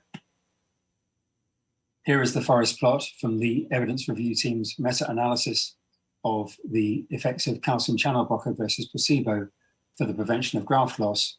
And you'll see that there are a number of studies using dihydropyridine calcium channel blockers demonstrating a significant reduction in graft loss compared to placebo. And here is the table from the supplementary appendix of the guideline looking at graft loss in ARBs versus placebo. Now here, there are only 3 studies, and so the evidence base is less convincing, and certainty of the evidence is classed as low due to serious risk of bias and imprecision. But ARBs may decrease graft loss, and the confidence intervals in the studies combined do not cross 1. I've therefore completed my summary of the recommendations included in the KDIGO guideline relating to blood pressure treatment and to lifestyle interventions. And you'll be well aware that there are many, many areas in which we have not made a recommendation. We've made no recommendation, for instance, on weight loss in obese patients with CKD. And that's because the evidence just isn't strong enough to make an evidence-based recommendation on that topic. The same applies to avoidance of alcohol excess. The same applies to the risk-benefit ratios of potassium-containing salt substitutes in patients with less advanced CKD. And we need these research studies urgently, all in adequately sized populations of patients with CKD and with important clinically relevant outcomes rather than weak surrogate outcomes. Similarly, we need more research on the effects of dual RAS blockade, and it may well be that there is a role for dual RAS blockade, particularly in non-diabetic patients with severe albuminuria, but it's yet to be defined. We need research into the effects of new drugs, including endothelin antagonists, GLP receptor antagonists, SGLT2 antagonists in combination with standard treatment to see if we can get better prevention, both of cardiovascular events and kidney events. And we need much better research evidence in how to personalize treatment to find the right treatment for the right individual. And we also need adequately powered randomized controlled trials with cardiovascular and kidney endpoints of angiotensin receptor blockers versus dihydropyridine calcium channel blockers in kidney transplant recipients to find out which would be preferable to improve outcomes in that population of patients. As I've stressed as I've been along, the limitations of the guideline are largely limitations of the evidence base. If the quality of the existing evidence is poor, for instance, for obesity or for new drug treatments, then we cannot make an evidence-based guideline statement, and therefore we will not make one. That doesn't necessarily mean that there's not room for, so it does mean that there's room for variations in clinical practice, but the guideline statements we've made are, we believe, fairly incontrovertible. It's clear that generating high-quality evidence is expensive. There's much more evidence relating to drug treatment than to other interventions, such as lifestyle interventions, and that's nearly certainly because drug treatment trials are funded by pharmaceutical companies because they can afford to do so, whereas there's no similar funding source for large-scale, hard outcome trials of lifestyle advice. In summary, salt restriction and exercise may well improve outcomes in patients with chronic kidney disease and high blood pressure. RAS inhibition is preferable in most subgroups with chronic kidney disease and high blood pressure, but the strength of the evidence depends on the presence or absence of diabetes and the presence or absence of heavy proteinuria. And non-hydropyridine calcium channel blockers, but with fewer trials to support this statement, angiotensin receptor blockers reduce graft loss in kidney transplant patients, which is their top priority, and therefore they should be the drugs of first use in that population. I thank you very much for your attention, and I apologize for the stilted nature of this presentation. I find recording in front of a camera a very, very different experience to speaking in front of a live audience, but I hope I've made my points clear, and I'd be happy to take any questions. Thank you for your attention.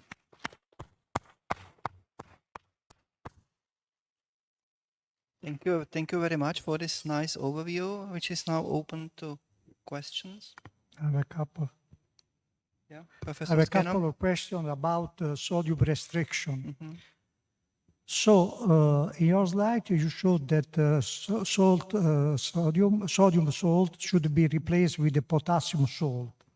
So my question is, when you replace sodium salt with potassium salt, do you suggest to reduce some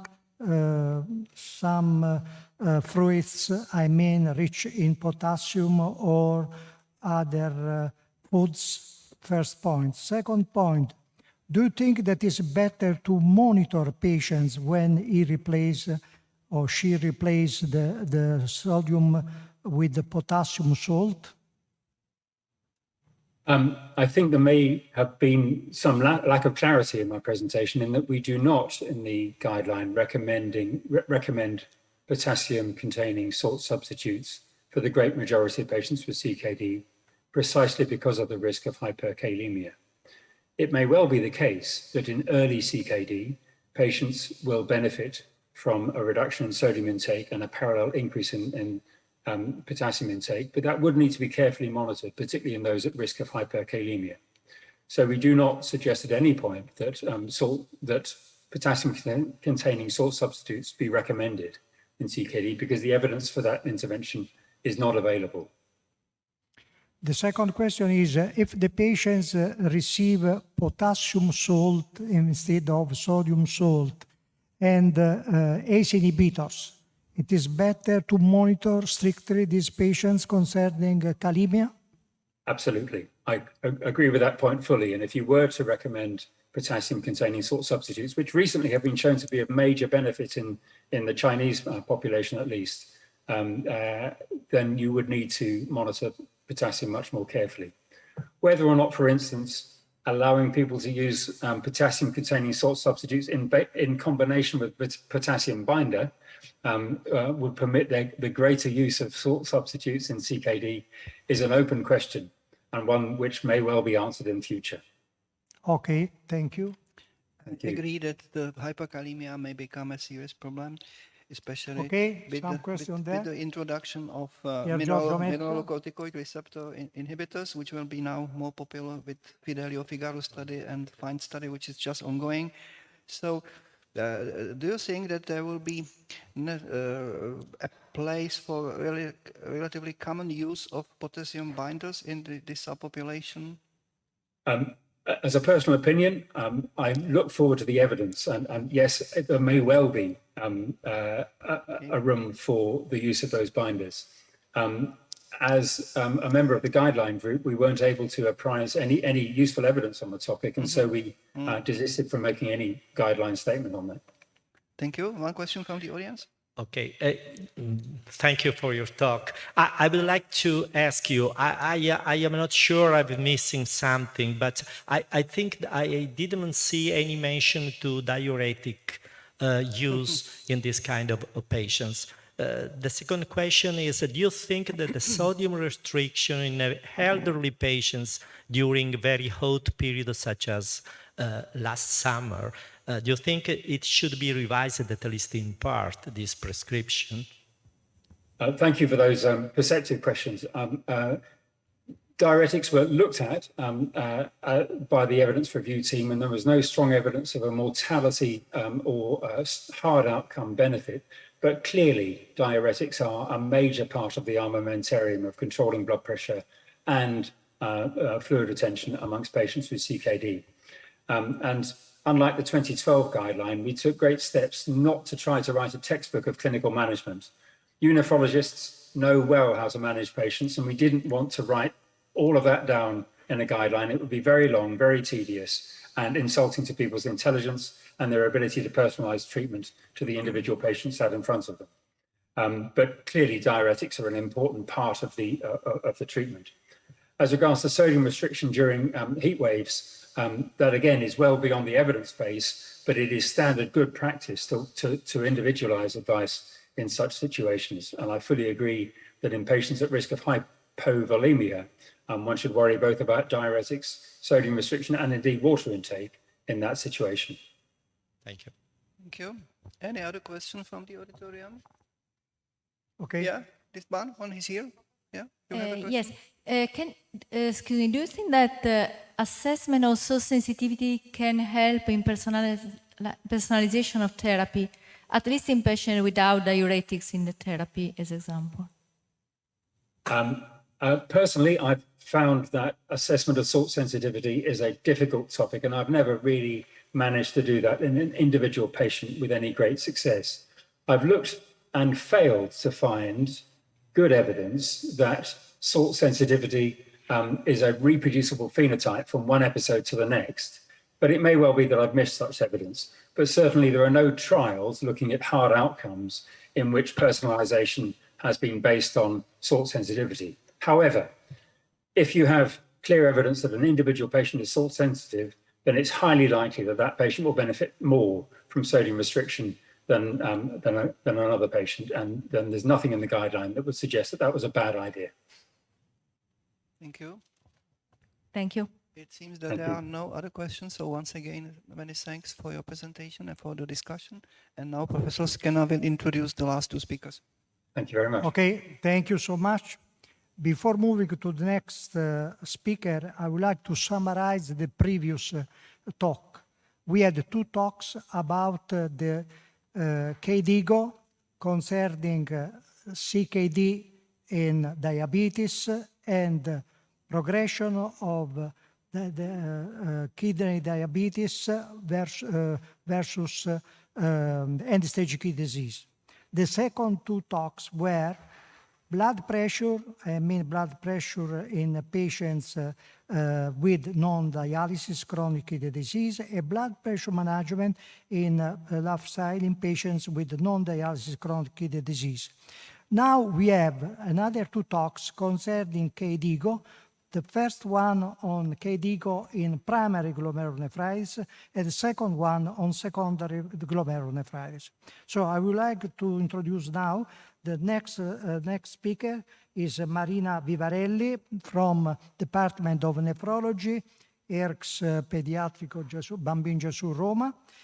She will talk about 221 KDIGO GGL on primary glomerulonephritis.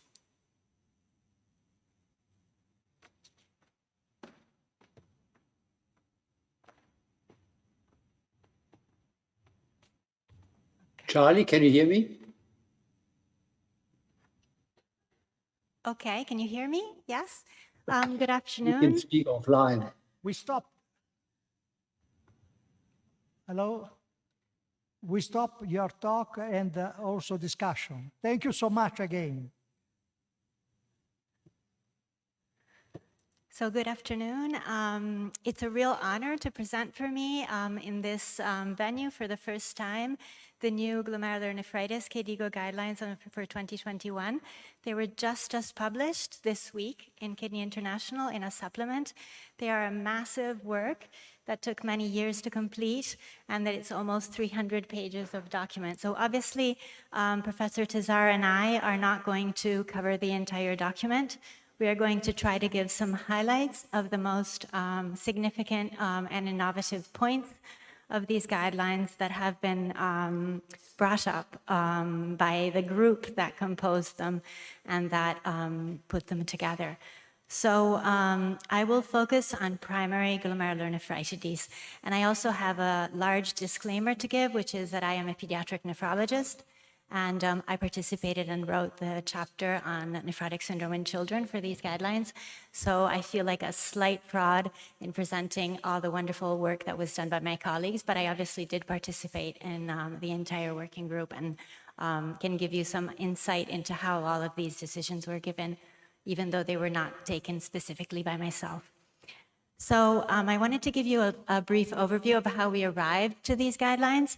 The guidelines for glomerular nephritis previously had been published in 2012, and in 2017, KDIGO Foundation convened a controversies conference on glomerular diseases, in which a large group of experts from all over the world were put together to try to identify in the huge spectrum of glomerular nephritis the topics or issues that warranted revision, and the more general and broad question of whether or not a new guideline was necessary.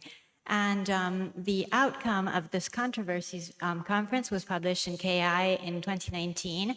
And it identified a whole variety of issues that had really changed a lot between 2012 and 2017.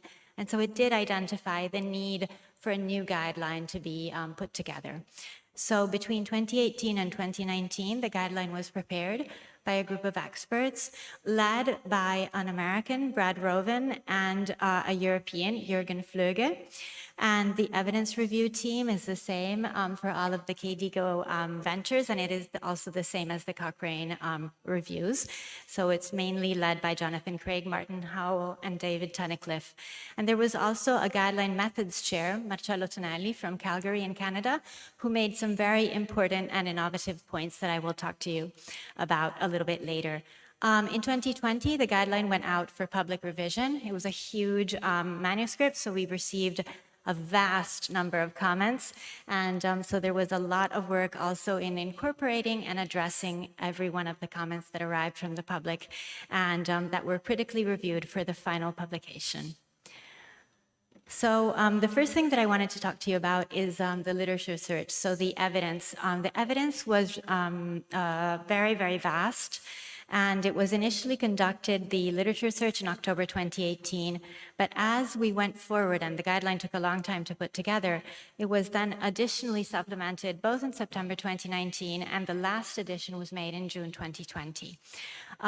It is also important, particularly for such a heterogeneous and rare group of diseases, such as glomerular diseases, in which the quality of the evidence frequently is not very high, to be very clear about the fact that the guidelines should not be interpreted as prescribing an exclusive course of management, and that healthcare professionals using these recommendations should decide then how to apply them to their own clinical practice. I think this is particularly important in such a rapidly evolving field as glomerular diseases, and also, again, in such a heterogeneous field. So, previous speakers have already gone through the methodology that KDIGO follows, which is the grade methodology, and so I will not mention this further. I do think it is important to remember that for every one of the statements that are made, there is a grade given to the recommendation, so a level 1 or 2 and a grade A, B, C, D that gives you an idea of the strength of the recommendation, and so also aids in interpretation of its clinical implementation. There are important updates to the KDIGO guideline format that were made for this specific guideline. The first one is the practice points. To facilitate the implementation of the KDIGO guidelines, practice points were formatted as tables, figures, or algorithms. And I really think that this is a major, major improvement upon the previous guidelines that makes them much easier to implement, to put in clinical practice. Another important thing, and this is the first KDIGO guideline that has this feature, is that it went on an electronic platform. So at the same time as the publication this week, the platform was open to the public. It's called Magic App, and you can look up the entire guideline on Magic App. But the nice thing is that you can also upload and look at the evidence review tables on which each and every statement are based. So I think this is going to be very useful. And also moving forward, the fact of having this electronic platform will allow continual update of the guidelines, which was one of the things that was most strongly felt to be necessary for this glomerular diseases guideline, as new evidence comes in very, very frequently and rapidly. So this is the website at which the Magic App can be downloaded. So these are the chapters, 11 chapters, and in evidenced, you will find the chapters that I will try to cover during this presentation. And again, I will very rapidly go through the highlights of these diseases. So for Iga nephropathy, for the diagnosis, it is based on the kidney biopsy and the MES-C scoring according to the revised Oxford classification, nothing new. However, for the prognosis, a new practice point was brought forth. And this is based actually on data that was largely collected through a very large international group that was led by Professor Rosanna Coppo. And based on the heterogeneity of IgA nephropathy and on the fact that it is a very subtle disease that can have very different outcomes in different individuals, predicting how the disease will go at the moment of the first initial diagnosis on the kidney biopsy is particularly precious. So this study was published in JAMA Internal Medicine in 2019, and it provided a prediction tool called Iga Prediction Tool. And here there's the website at which you can download it. Based on different elements of the biopsy, so the MESC score, on proteinuria, age, EGFR, and ethnicity, it gives an idea of the severity of the disease at onset, and this is particularly useful for prognosis.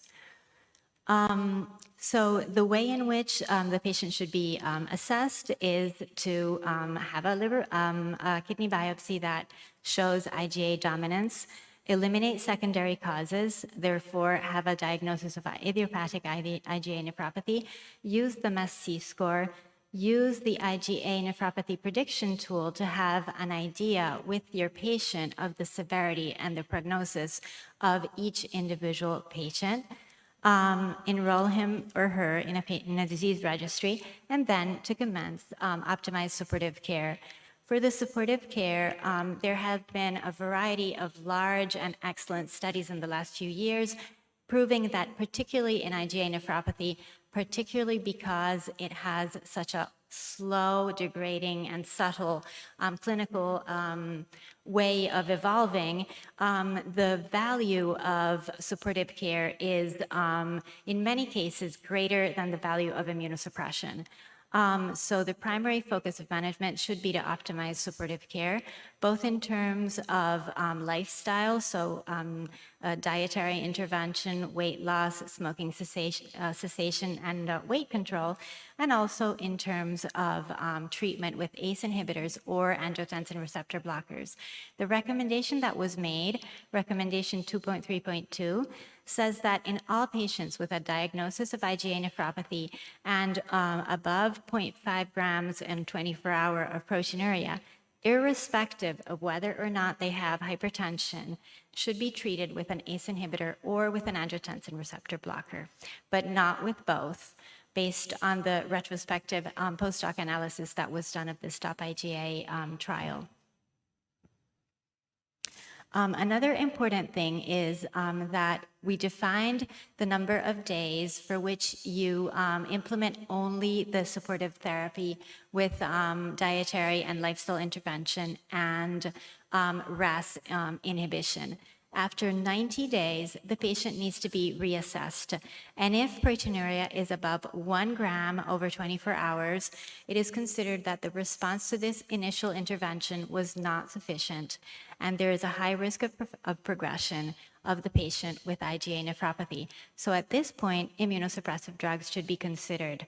Now, as you all very well know, the use of immunosuppression in IgA nephropathy is highly controversial, particularly relating to some alarming elements that have been coming up with studies assessing the role of glucocorticoids, especially the testing study that was actually interrupted prematurely because of 2 deaths, and in part also because of the STOP-IgA trial showing that supportive therapy was comparable in outcome at 3 years to glucocorticoids. So I think one of the important points that was made during the KDIGO guidelines was that 1 gram per day is a surrogate marker of proteinuria for improved kidney outcome, and this was thanks to the studies done by Patrick Nachman in the United States. So in terms of immunosuppression, it was a hotly debated topic, and essentially what was come up with was that the decision of whether or not to use corticosteroids must be made with each individual patient, and particularly caution must be used when the patient has an EGFR below 50. These are the situations in which the side effects of the glucocorticoids need to be considered particularly. So an EGFR below 30, diabetes, obesity, latent infections, secondary disease, active peptic ulceration, or uncontrolled psychiatric illness. Now moving forward to membranous nephropathy, this is probably the chapter that contains the most innovative approach. The first important thing for membranous nephropathy, in which there has been a tremendous improvement in our understanding due to the finding of the antigens, in particular of PLA2R, the first important point was that the KDIGO group states that in patients in which there is a positive anti-PLA2R antibody test, a kidney biopsy is not required to confirm diagnosis. So this is based on the fact that a kidney biopsy should be performed according to the group if it will change in some way the management. But if a patient does not have a high-risk situation, which is shown here in the lower part of the slide, so an unusual clinical course, a rapid decrease in eGFR, or something that suggests a secondary form, such as serological abnormalities, positive ANA, for example. If these situations are not present, performing a kidney biopsy will not change management. And so in these cases, a kidney biopsy was not reputed necessary. It is important to remember that anyhow, even if you have a patient in which you make a diagnosis of membranous nephropathy because of PLA2R positivity, you still need to check for secondary causes because they can coexist. For example, lupus and anti-PLA2R antibodies can coexist. HBV infection, hepatitis B, and anti-PLA2R can coexist. So this is an important point. The PLA2R detection was explained more in detail. The least sensitive is the Eliza assay, which is the most frequently performed. The Western blot is extremely sensitive, but is not commercially available. However, it is useful in clinical practice to perform the immunofluorescence test on the kidney biopsy for PLA2R. And this can be positive in some cases in which the Eliza assay is negative. For example, at the onset of disease in patients with particularly intense proteinuria. I showed you also two examples of the practical implementation of anti-PLA2R antibody detection. It should be used when a patient is started on immunosuppression, obviously if they're PLA2R antibody positive, at baseline and after 3 or 6 months to decide how to continue treatment.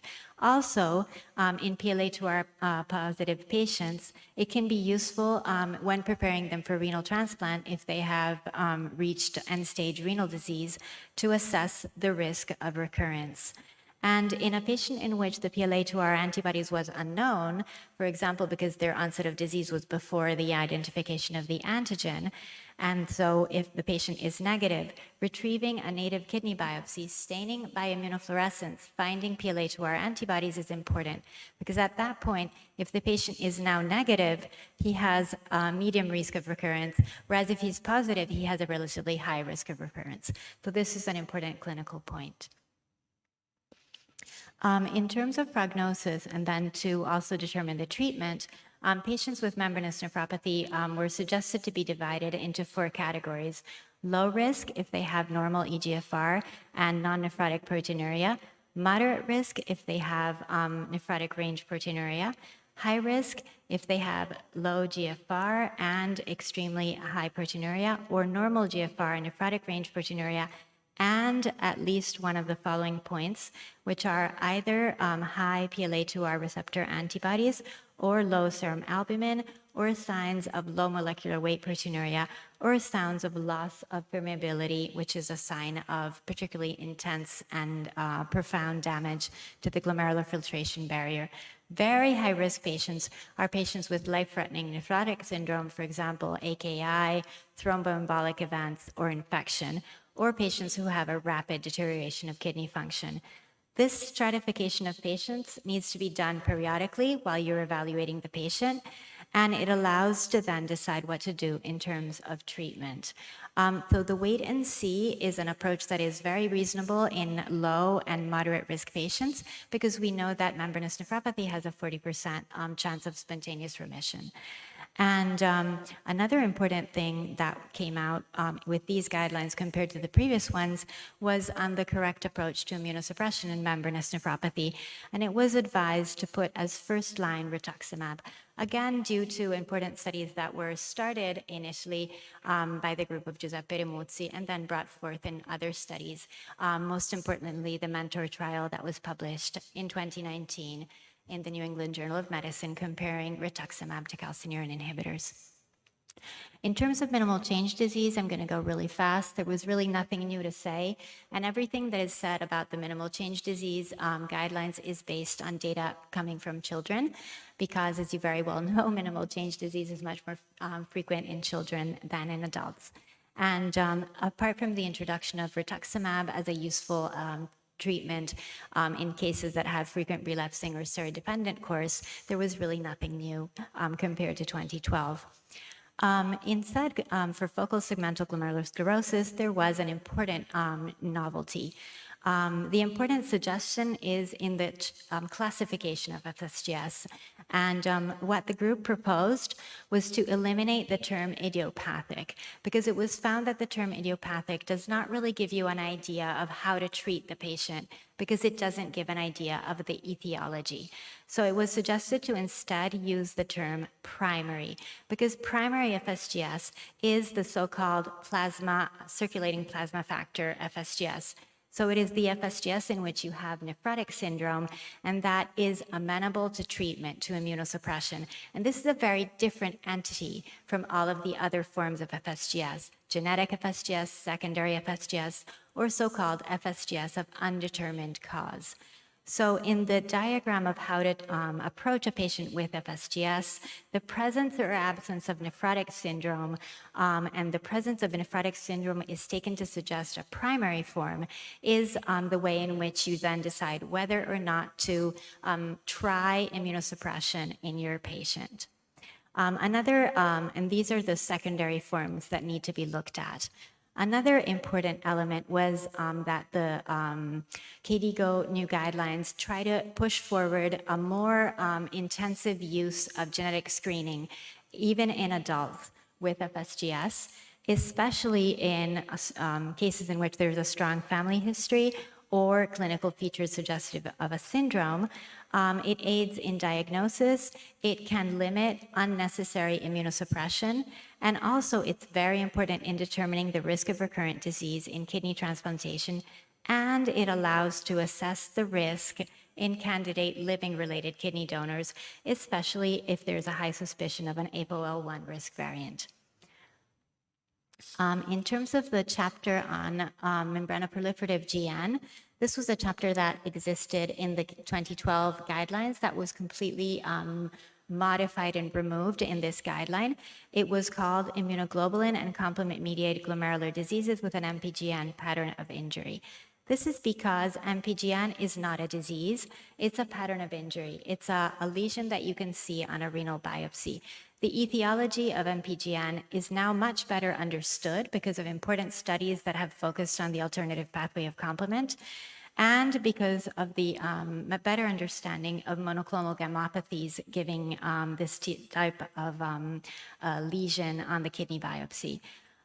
Also, we thought that the nomenclature of MPGN type 1, 2, and 3 should be abandoned. And in the whole chapter, only practice points are present because of the extremely low quality of the evidence. So in terms of the classification here, the immunofluorescence allows the distinction for MPGN of complement-mediated forms or forms with positive IgG, or forms that are negative both for IgG and for C3. This classification comes with some caveats that are very important. It is in fact now more and more recognized that the distinction between positive and negative, or complement dominant and non-complement dominant forms, is not as clear-cut as we previously thought. A patient can have positive IgG and C3 and still be mediated by the alternative pathway of complement. So in the forms in which you have eliminated of IC MPGN, in which you have eliminated monoclonal gammopathies, infection, and autoimmune disease, if the forms are idiopathic, as you see here, it is still important to look for dysregulation of the alternative pathway of complement, and these may still be forms that are amenable to complement inhibition. Another important point is that monoclonal gammopathies can also be present in C3 glomerulopathy. In fact, in patients with C3 glomerulopathy who are over the age of 50, in various different cohorts, it can be found between up to 50 to 83% of patients have monoclonal gammopathies. So it is definitely crucial in the follow-up and diagnosis of these patients to look for these as well.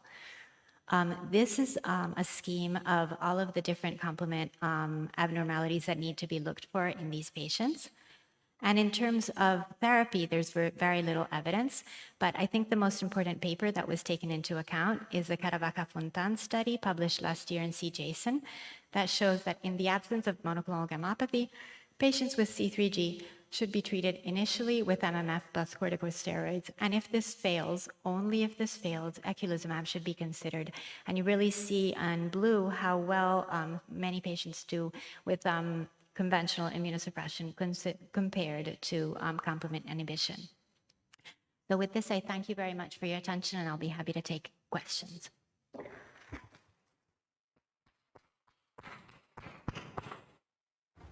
Thank you very much. Move on to the discussion. Are there questions? The whole?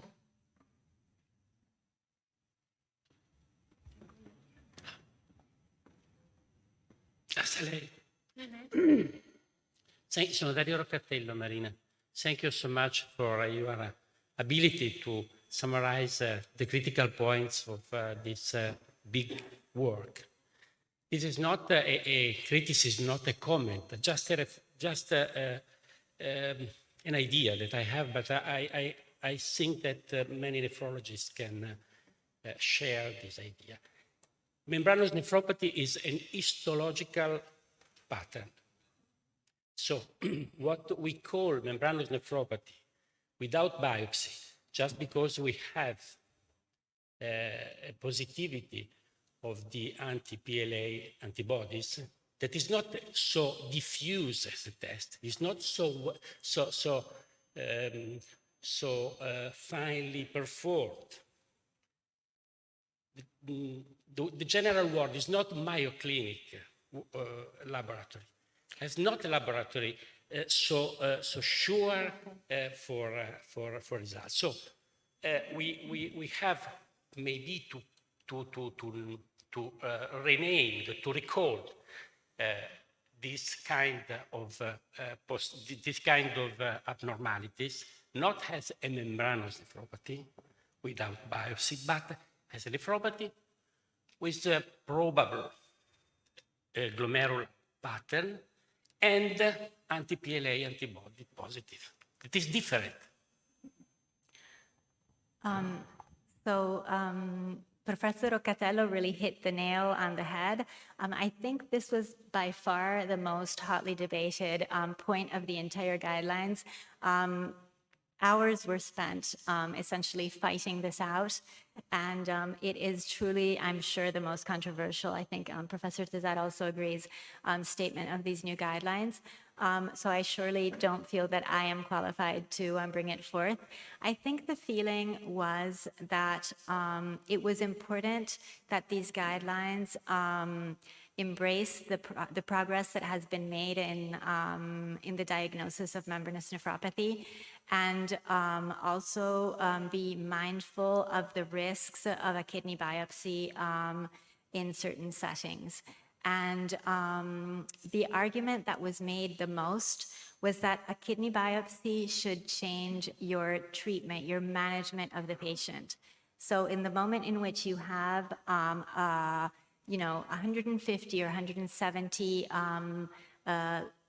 units per ml of positive anti-PLA2R antibodies, normal renal function, nephrotic range proteinuria, you treat the patient, he responds beautifully, the antibodies go down, you monitor the antibodies to know when to repeat treatment or if to repeat treatment. You have probably managed your patient in the exact same way that you would have if you had performed, in addition, a kidney biopsy. And in terms of availability of the antibodies, this was something that actually I brought up very much because in the pediatric setting, no one has the opportunity to perform anti-PLA antibodies. And I was afraid that it was going to create a lot of confusion, in the adolescents that are treated in a pediatric center. But in reality, what was said was that, you know, and even performing some surveys, in the vast majority of nephrology centers, there is now rapid accessibility to this antibody testing, and that it was deemed, therefore, that it was sufficiently widespread, you know, even in different settings, even in low resource settings, that this statement could stay true. But I completely agree that it is probably one of the aspects of the guidelines that will be less promptly adopted. And I can definitely tell you that in the pediatric setting, we always perform a renal biopsy, a kidney biopsy. Question, comment? Just a short comment about IgA nephropathy. I don't agree that that kidney biopsy is used for therapy in guidelines, because normally it is declared that you can find different lesions, but do not differ the lesions as acute and chronic renal lesion. So patients with acute and chronic renal lesion receive the same therapy. I mean, Arbs, Ramipril or other drugs for 3 months, and after corticosteroids if they are not responsive. In my opinion, it's not correct, because if you administer the corticosteroids in patients with IgA nephropathy and the active renal lesions after 3 months, the active renal lesions become chronic. I completely agree. I must say that is one of the reasons why the IgA nephropathy prediction tool may be useful, because in reality that has many different elements to it and takes into account, I think it's 5 or 6 elements from the kidney biopsy, but it also adds the ethnicity, the age, the degree of proteinuria, the degree of renal failure, and the blood pressure of the patient. So it is a much more broad, comprehensive measure of the clinical picture of the patient, irrespective only of the biopsy. So I think that actually, having a high score on the IgA nephropathy prediction tool would actually suggest you to start immunosuppression earlier. Again, obviously, this is always my perspective. We did put a clinical practice point for children, in which we specified that in children, the wait and see period is practically never followed, and that children that tend to have much more fluoride and intense inflammation in the kidney biopsy normally start immediately with immunosuppression together with a RAS blockade. Anyway, sure, it is correct that patients with extracapillary lesion should be treated with corticosteroids or other immunosuppressive drugs, but patients with endocapillary lesions or very low percentage of crescents, they receive Ramipril for 3 months or 6 months, and then corticosteroids. It is not correct, in my opinion. Okay, moving on the question. I have a question. Okay. About membranous nephropathy. Yeah. Since you are pediatricians, my question is, what is your therapeutic approach in children or young boys affected by biopsy-proven membranous nephropathy? So more and more now, we are using first-line rituximab and not giving anything else. In the younger population, we have a cohort of patients that are below the age of 6. And you may have seen that there's a new antigen that has been identified that is specifically related to the pediatric population, which is semaphorin 3B. And we actually have quite a few patients with semaphorin positivity in our hospital. In those patients, we tend to give a relatively short course of prednisone and calcineurin inhibitor. But in our experience, and this is absolutely, you know, parallel to every published study as well, the problem with the calcineurin inhibitor is that it works great, but it creates dependence. So every time you take off the calcineurin inhibitor, your patient will recur. I do believe that anti-CD20 blockade at the moment is the best therapy. considering risks and benefits. Cyclophosphamide is an excellent opportunity, especially in forms in which you have initial impairment of renal failure, and the retrospective study that compared rituximab and cyclophosphamide with steroids showed more or less similar outcomes. Personalized therapy. This was very, very hotly debated as well.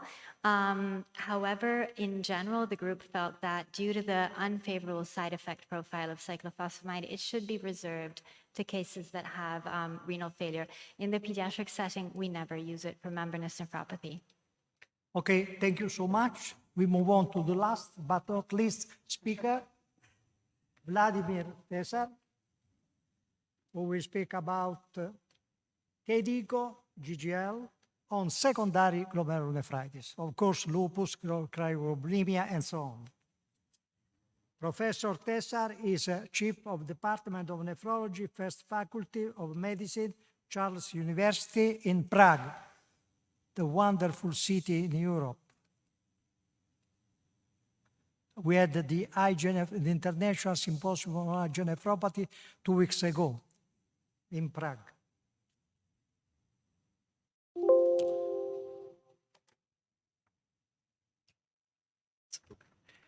Dear Paolo, ladies and gentlemen, I am very happy that I am here in Rimini in person and not only as a virtual speaker. I would like to ask for my presentation, which is now missing.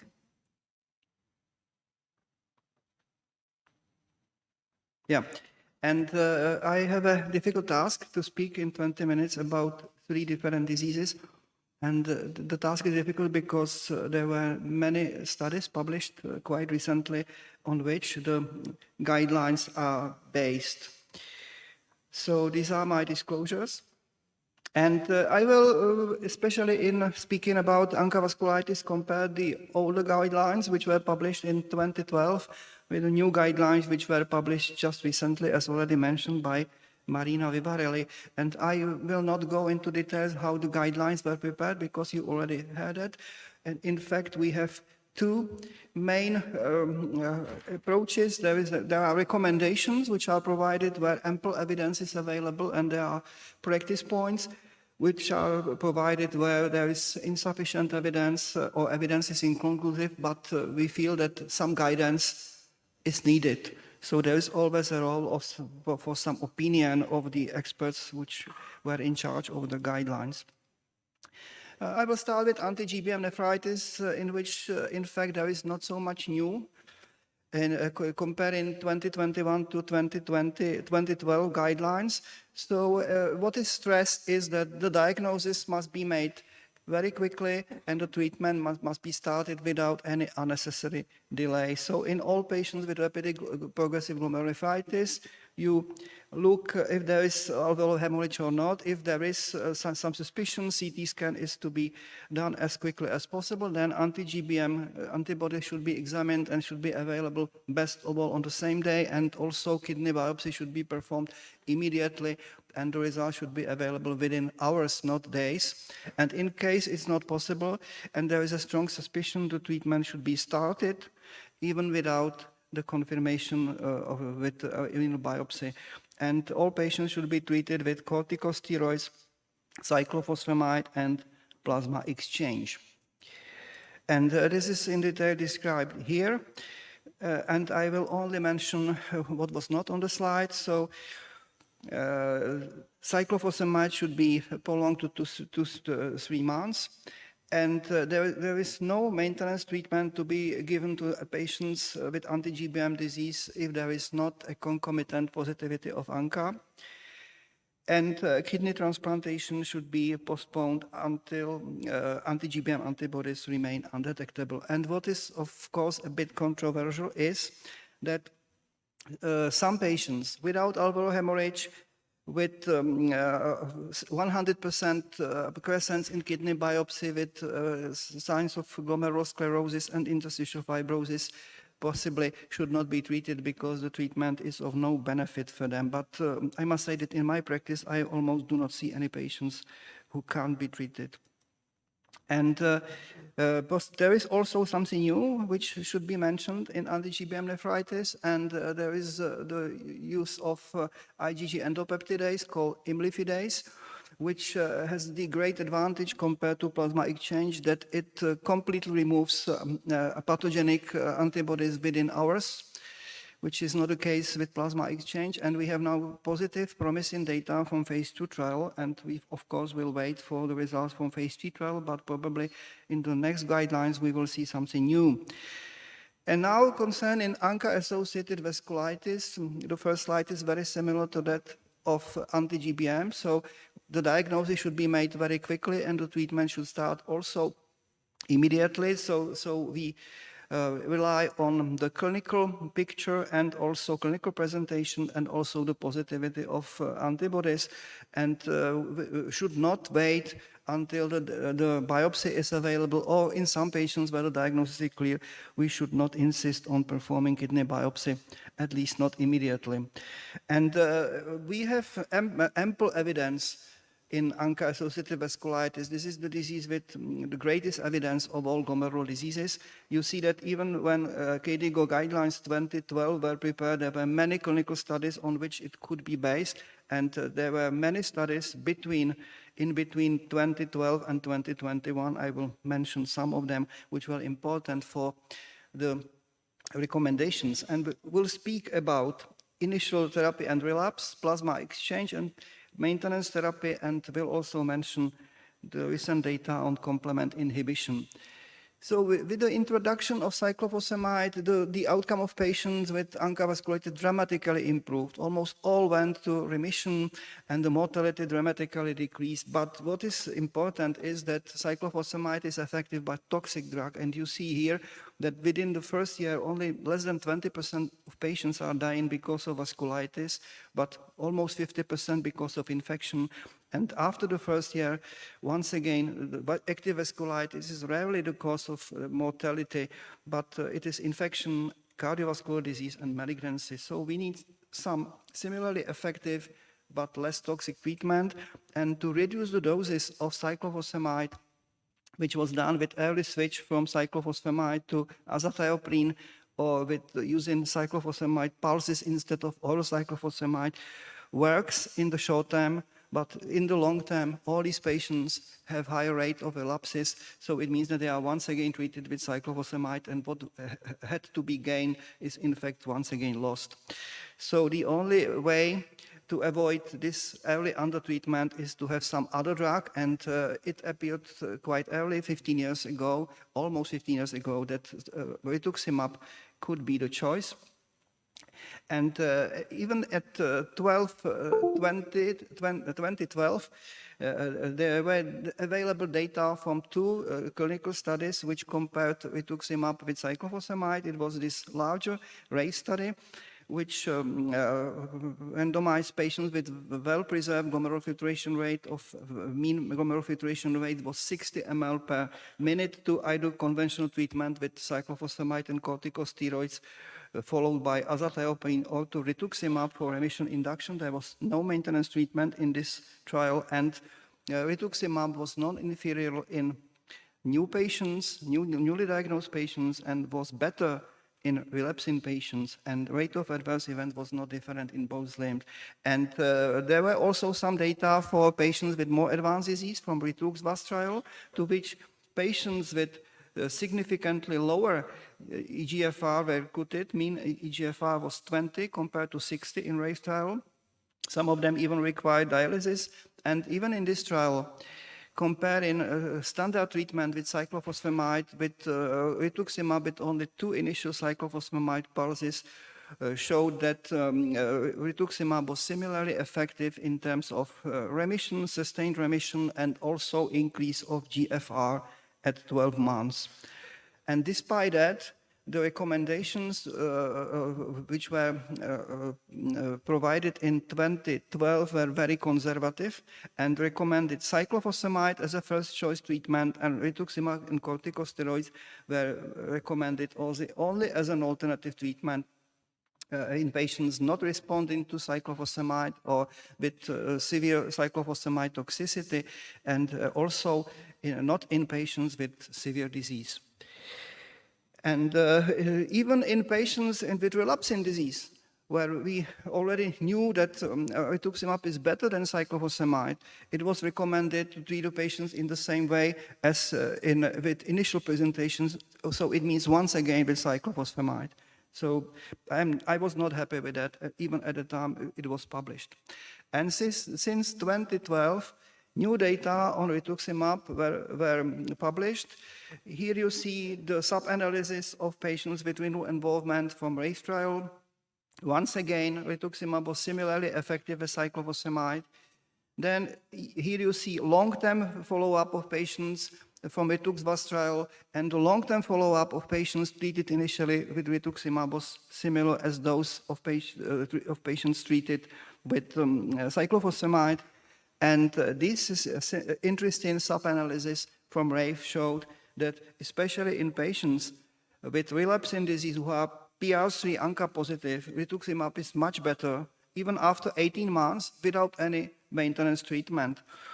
And we have also recent data on the efficacy of rituximab as an induction treatment coming from Ritazarem trial, which randomized only patients with relapsing disease. And 90% of patients, all of them treated with rituximab, achieved remission by 4 months. And more than 50% of them were ANCA negative at the time. So there is no doubt that rituximab is very effective in induction treatment of vasculitis. And we have also data showing that it is much less toxic. We know that cyclophosphamide is increasing the risk of malignancies. It was in this one center study, it was 3 times, but it may be even more times with the increasing cumulative dose of cyclophosphamide. And here you see that rituximab did not increase the risk of malignancies. So it may not be a great advantage in terms of early infections. There is a similar rate of infections in patients treated with rituximab and cyclophosphamide, but in terms of the prevention of malignancy, it seems to be very effective. And so all these data change the mind of the board, and we now recommend corticosteroid in combination with cyclophosphamide or rituximab as an initial treatment of new onset ANCA-associated vasculitis. And in relapsing patients, we recommend that this patient should be reinduced preferably with rituximab. So you see that the role of rituximab is now well established. But still, there is a warning that we should be are still uncertain in patients with advanced kidney disease, not because rituximab is not effective, but because we have not enough data to show that the efficacy is as good as that of cyclophosphamide.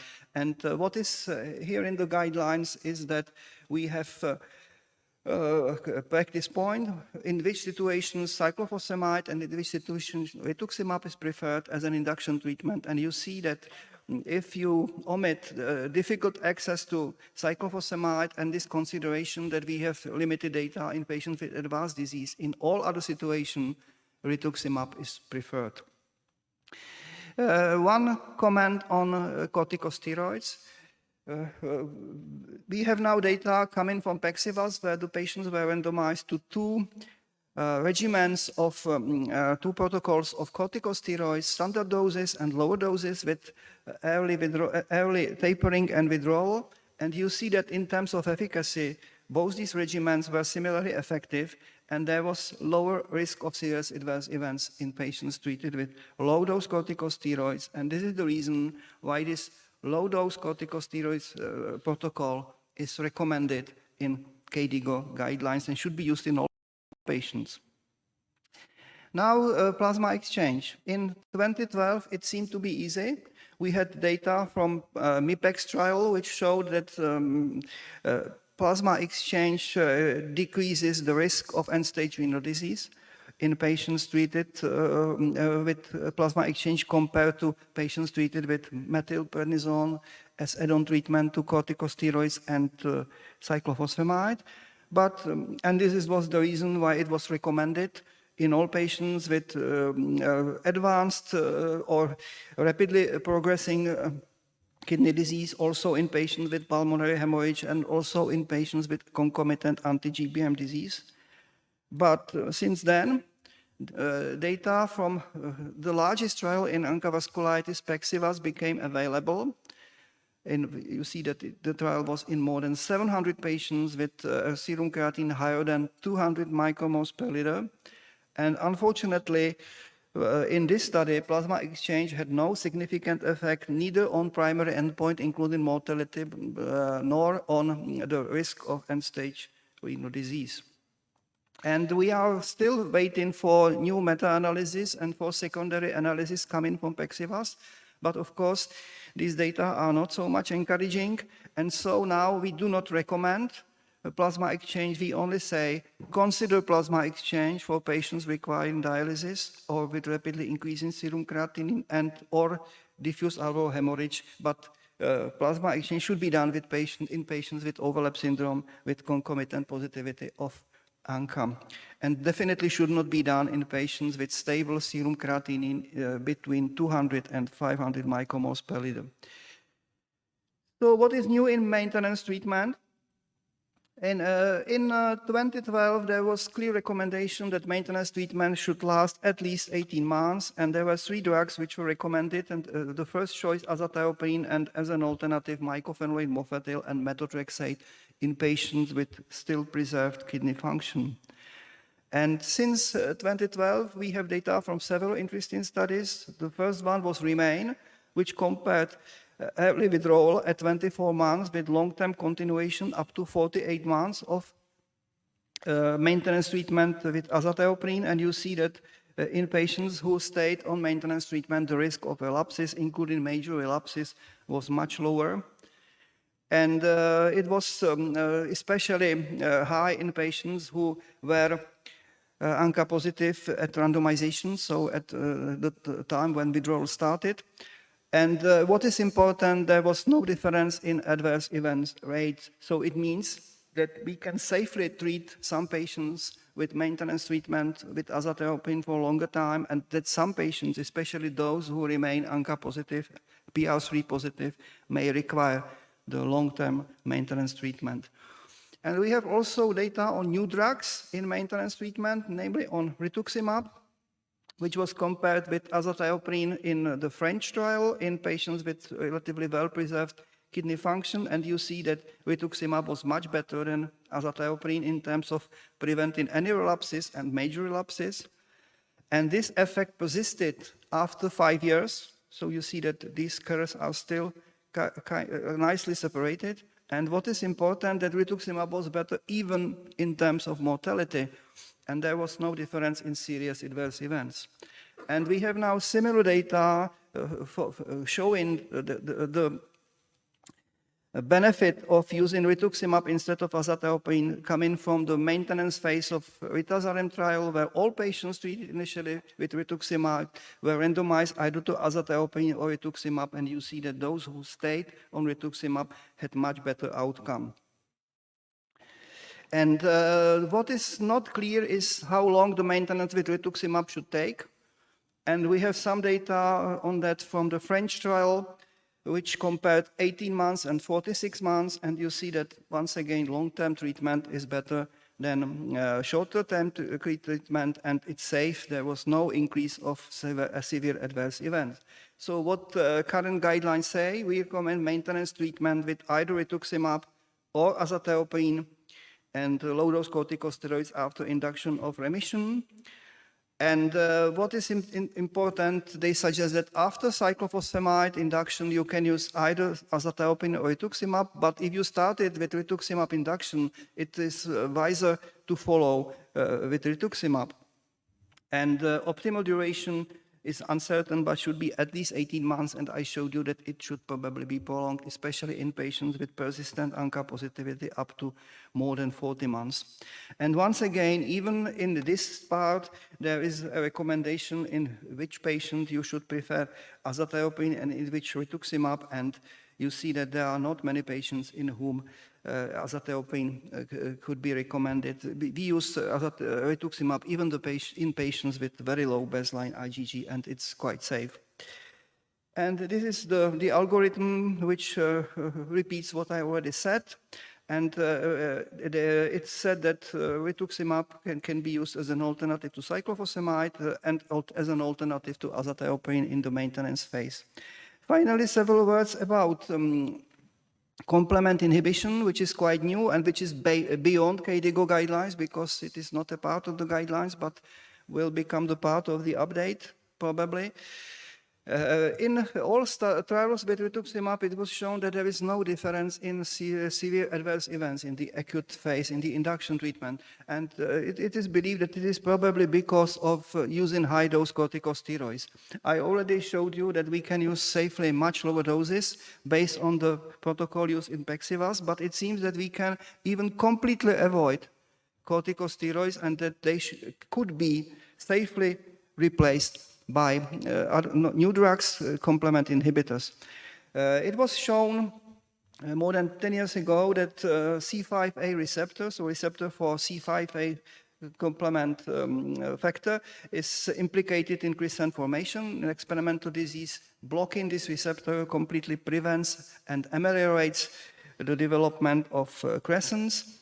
And we had data from phase 2 trial showing that if you use this inhibitor of this receptor or inhibitor called avacopan instead of steroids, you achieve remission earlier. And this was the reason why recently phase 3 trial was started, and recently data from phase 3 trial were published, and you see that during the first 6 months, avacopan was non-inferior to steroids, and after 12 months it was even superior. And it was because there was a higher relapse rate in prednisone compared to avacopan-treated patients. And what is important for the nephrologists, avacopan was better in improving glomerular filtration rate. And it was very marked, especially in patients with low presenting eGFR. And of course, and this was the reason why the study started, there was a better quality of life in terms of different indices.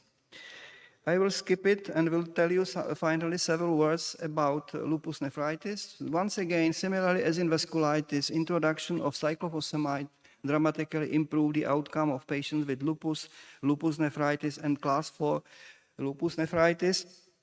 And it was shown even before 2012 guidelines that we can safely use relatively low doses of cyclophosphamide based on the Euro-lupus protocol, and that this is similarly effective as high doses of cyclophosphamide, and it's better in terms of severe infections. Originally, it was believed that it can be used only in Caucasian patients, but then now we have data from Indian patients and from US patients, and the drug works in all subpopulations. And mycophenolate seems to be similarly effective as cyclophosphamide in all patients, probably with the exception of Black patients. And although some data suggested that in maintenance phase, mycophenolate may be better than azathioprine, it seems that in Caucasian patients, there is no advantage of patients treated with mycophenolate maintenance compared to azathioprine maintenance. And this was in 2012 guidelines, which were at the same time published by several organizations. So you start either with low-dose cyclophosphamide or with mycophenolate, and then you can go for maintenance with either azathioprine or mycophenolate. And what is new in the last several years, we have data from Chinese trials showing that adding tacrolimus to mycophenolate may be better than treating the patient with cyclophosphamide. And it was this initial data were confirmed in larger trial, which was published 5 years ago. And we were many years ago, more than 10 years ago, we were able to show that even in patients with class 3-4 of lupus nephritis, cyclosporine may be similarly effective as cyclophosphamide, and that there is similar outcome even during the long-term follow-up. And we have now new data on voclosporin, which is a new calcineurin inhibitor, which has the main advantage that it has stable levels or predictable levels of calcineurin inhibitor compared to cyclosporin. It's not so much influenced by other drugs or diet. And we have now data from phase 2 trial, which is here, that voclosporin is better, added to mycophenolate is better than mycophenolate itself. And similar data were recently published from large a phase 3 trial showing that voclosporin increased the rate of both complete and a partial remission and was safe. There was no increase of adverse events. And finally, several comments on biologic treatment. There are many ongoing trials with biologic treatment in lupus and some even in lupus nephritis, but many of these trials were disappointing. The reason probably was that the patients with relatively mild disease with strong background treatment were overtreated with add-on treatment with some other biologics. But we have some promising data for lupus nephritis with B-cell depletion and B-cell modulation. One trial which was published with rituximab called LUNAR was originally interpreted as negative because there was no difference in the rate of complete and partial remission. But even in the early presentation showed that there was a higher C3 and lower anti-dsDNA in patients treated with rituximab, and clearly evaluating the patient after 1 year was too early. And recently, secondary analysis was published from this trial and showed that if really it was insisted on complete B-cell depletion, that those patients who really developed B-cell depletion had much better outcome and much better response compared to patients in the control limb. And we have now very new data on belimumab. In a large study in almost 500 patients treated with corticosteroids and mycophenolate, belimumab was added to standard treatment, and you see that there was a better response to belimumab in terms of stabilization of GFR and decrease of proteinuria and in so-called renal events and even including mortality. There were several new guidelines published very recently. One of them were EULAR-ERA guidelines published in 2019. And they are very similar to the new KDIGO guidelines in lupus nephritis. I will not repeat what is stressed concerning the diagnosis. So there is a very well described role of kidney biopsy.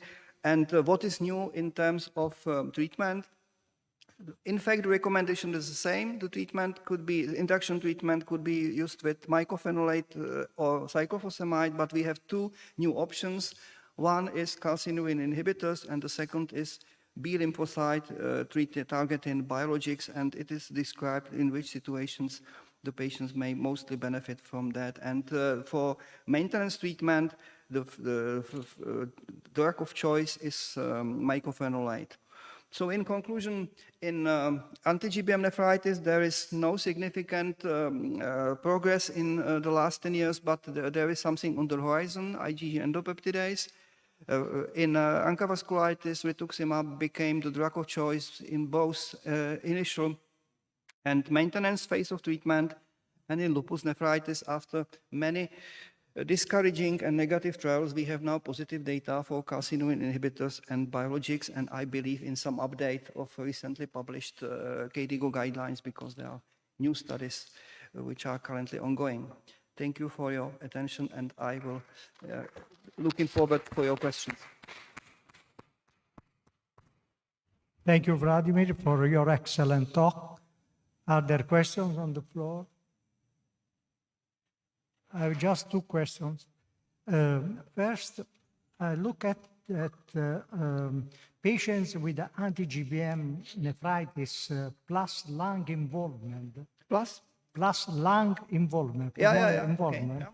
They should receive immunosuppressive therapy and plasmapheresis. So correct? Is it correct? Yeah. So do you suggest that they should be administered combined, not plasmapheresis at the beginning and then immunosuppressive therapy, but all together? Yeah, correct? They should be treated all together from the beginning with plasma exchange and also cyclophosphamide. Of course, there may be some difficulties, especially when they concomitantly have severe pulmonary infection. Even COVID infection was present in some patients, and one of our patients died because of the combination of alveolar hemorrhage in anti-Gbm nephritis and COVID infection. But in those patients who can't be treated with cyclophosphamide because of severe pulmonary infection, we sometimes use rituximab, even in this indication, because it is better tolerated than cyclophosphamide, or plasma exchange provides some solution for a limited time, but it does not lead to stable remission. So in any way, you must do something, either to start with cyclophosphamide later or to go to rituximab. Okay, second question is, I look at that the percentage of lupus nephritis is increasing. Yeah. So this increase is due to that the immunosuppressive therapy in patients with SLE is not correct, or patients, since they are young patients, they do not receive correct therapy, or they do not accept immunosuppressive therapy. Yeah, it's a difficult question. In fact, I do not know. Your observation is correct. I think that generally the outcome of patients dramatically improve. We now see patients who were diagnosed 30 years ago and they still have some at least partial remission, some of them complete remission, some of them are out of treatment. By the way, there was a nice paper by Gabriela Moroni this week in the Clinical Journal of American Society of Nephrology when the treatment can be withdrawn. But I think that the increase in lupus nephritis may be, in fact, the paradoxical result of surviving, or longer surviving of patients with lupus without nephritis. Some of them are in remission and then they relapse with nephritis. But generally the outcome is much better. We now almost do not see patients who are dying during the initial presentation. And I remember 25 years ago, it was the case. Some of the patients were dying despite treatment. Okay, thank you so much. Could you summarize this roundtable? So at least in my opinion, the symposium was very interesting because it summarized the data from these three different areas. And because Paolo already spoke about the first two topics, I will only shortly comment on glomerulonephritis. You heard from Marina about primary glomerulonephritis.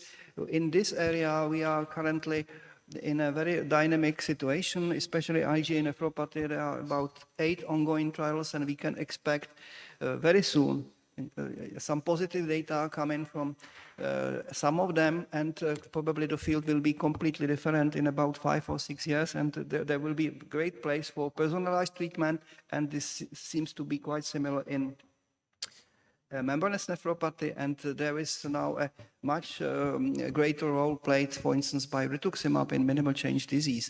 But still, there is something to be elucidated. For instance,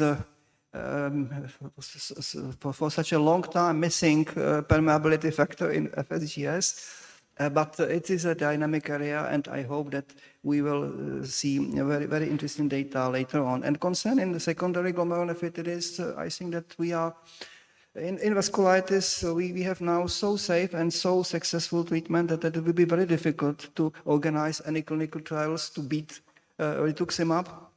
In lupus, there is still a place for some improvement, but once again, as I stress, we are now in much better situation than we were many years ago, and I personally believe in imlifidase in anti-Gbm nephritis.